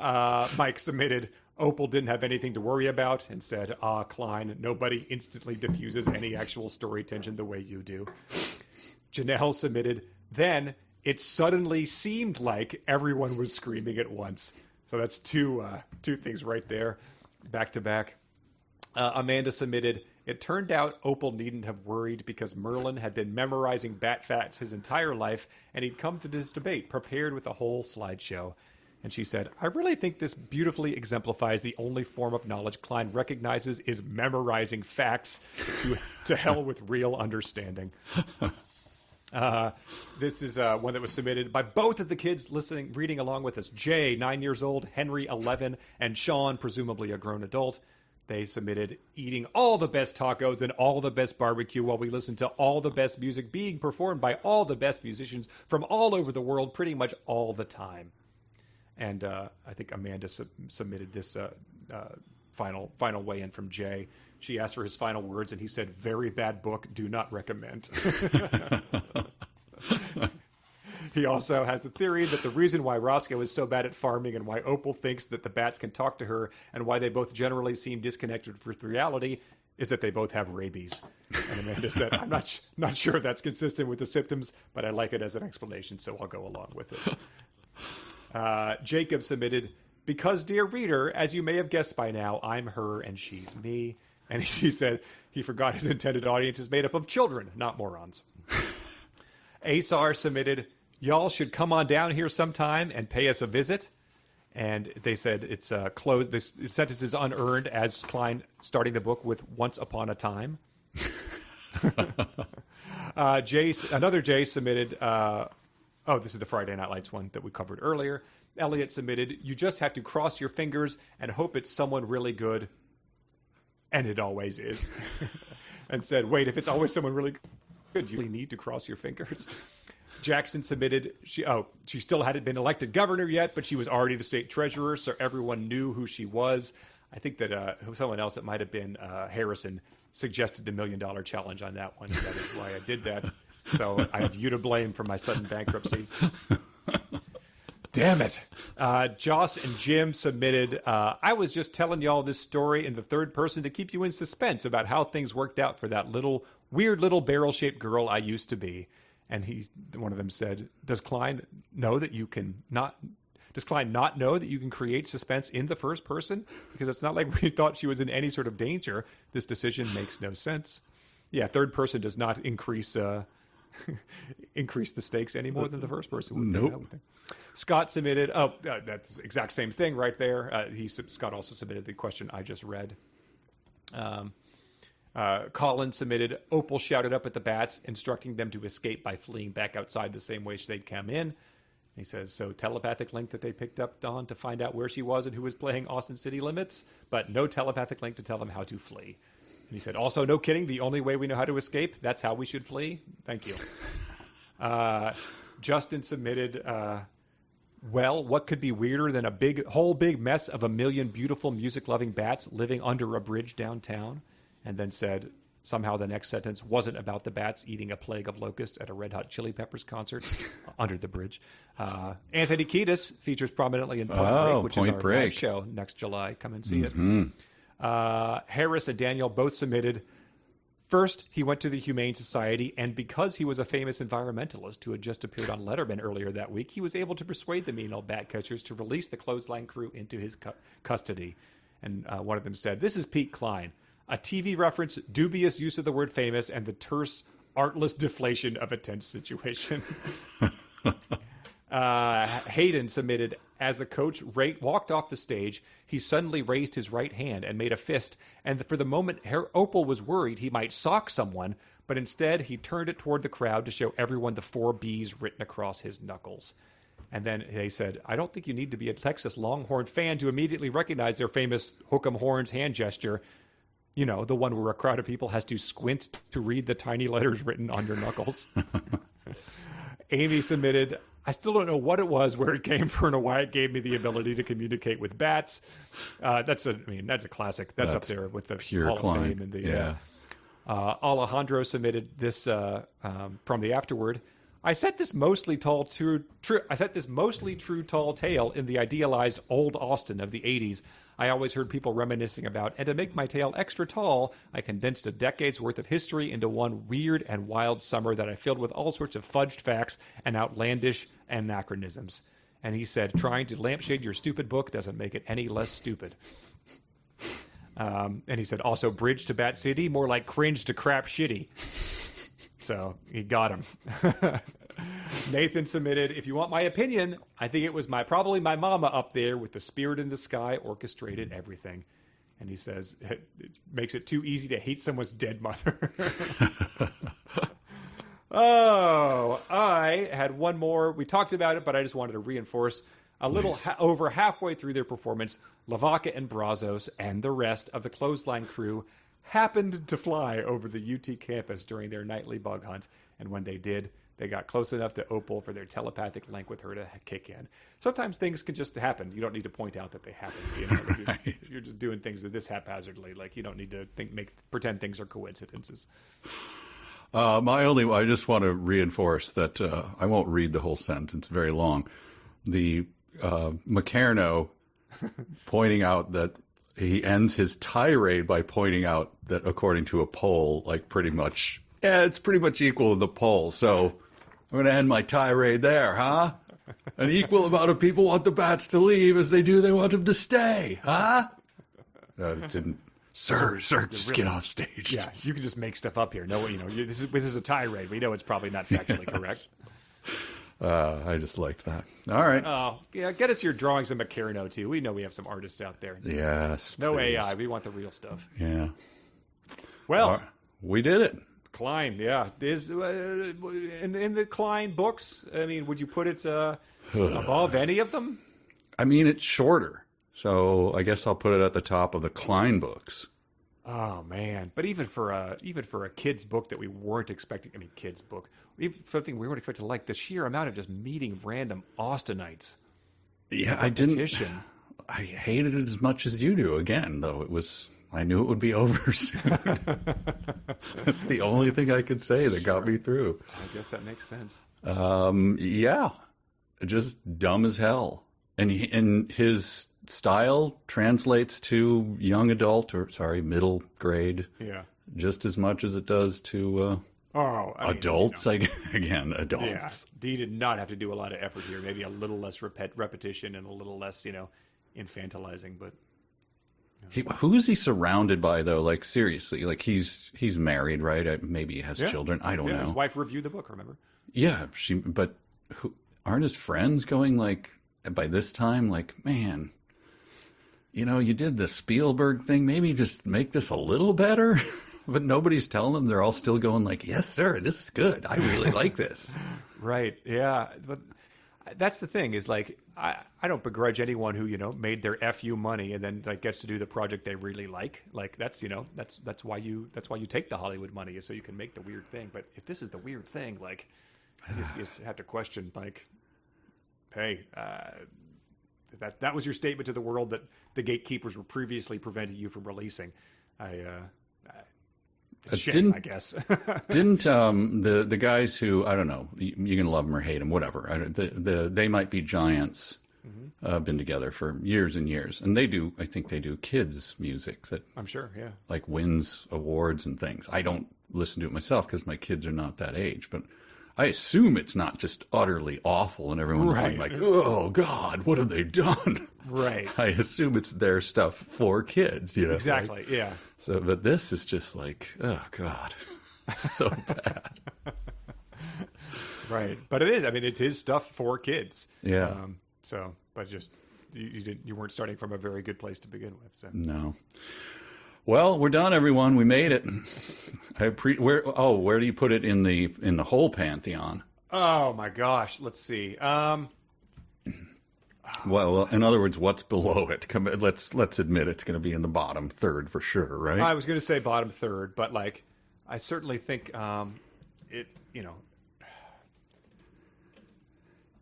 from an art standpoint, I'd say that Caleb's Dream is worse than it. Because it's barely yes. The teen archaeologists. I mean, I enjoyed discussing both of those more. The Starlight Barking is better than it. Okay.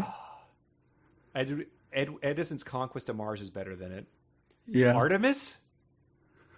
Ooh. That was again like if that guy wrote a children's book, I guess he'd have to be a little less horny, but like. I don't know. A little less. Hopefully he would. All right. He'd have to be substantially less horny if he was writing. I think just probably 0% is fine. Yeah, take it down to Dr. Seuss levels. I don't know. That book was so bad, but this was also pretty bad. Shorter. Yeah. It was shorter. The shortness is the only thing I'm going with on this one. Yeah. Murder in Christmas River was better than this. Oh, much more enjoyable. Super Constitution was probably worse than this. That was really... Gump and Company being nearly identical was better than this because it wasn't, I don't know. At least it had more interesting things that happened to him. He blew up a pig factory and feces on the crowd. That was funny. They're pretty close, but that was a little better. Antigua? I mean, much more fun to read, I right? think it was a little more creative. It just it had I was watching an episode of a TV show called Top Boy where a character a gangster beat a guy to death with a frying pan. It reminded me of when the cat chased the mouse in Antigua. I told Lauren that as we were watching it. She had no idea what I was talking about. Irene Isley. Oh, I mean. I don't know. Slightly better. Slightly better. Model Land, so long, but it was long. It was more interesting, like for a vanity project. I guess. For a potentially ghost-written celebrity vanity project. That one I struggled with so hard because I didn't know the references. Like, I'm not a Harry Potter and anything, right, so it was just all like, what is this? So... Quilter's Pushback, I'll put that above... that's far above this, yeah. Ready Player 2, I don't know. Those are, I don't know. It's shorter. This is shorter. It's better, yeah. This was better than that. It was shorter. Midnight Sun. Oh, boy. Boy, was that repetitive. I forget how much I started to hate that. Yeah, that was bad. My Immortal, better than this because it was just entertaining. Clearly, it's worse written. Yeah. Digital Fortress, better than this, I'd say. Yes. Moon People, it's not better written than this, but I would prefer Moon People. Shadow Moon, worse than this. Yes. Lair of the White Worm. That's better. Better. Better. I mean, yes. Yeah, it was also pretty short. Trucking Through Time, of course, better. Yeah, way better. The Mister. Talk about someone who'd have to make their book slightly less horny if they were ready. Jeez. I mean, I think The Mister was a little better written, slightly better. Yeah, It's on par. Yeah. Bob Honey, Who Just Do Stuff, is worse. That's the worst book of all time. Forensic Certified Public Accountant to the Cremated 64 Squares Financial Statements. I mean, worse written slightly? Slightly worse? Slightly, yeah. I mean... if we had gotten that one now, we'd be like, we can't read this. It's by, ChatGPT version 1. Yes. Yeah. Tech War, better. Eye of Argon, better. Better. Armada and Ready Player One. I mean, I'll say Ready Player One better than this. Armada not. They're not good, but like, at least Ready Player One had sort of like, there was a chance that you were like, maybe he'll make this interesting. It was a page turner. This was not a page turner. This was terrible. Yeah. But I think we just said it was better than a lot of the books on this list, which is stunning, it's like a logarithmic scale, you know. You could be in the top third, and it's still one of the worst things that's ever been. Yeah, that's true. That's kind of the premise of our thing, our little podcast. Oh man! All right, well there you have it. Yep. That's us. That's Bridge to Bat City by Ernest Cline, and if he writes another one, I guess we'll be on top of that as well. So yeah, or if Alice writes one too, we'll have to be Saving the Serpent if that ever comes out. All right, thanks everyone. So long.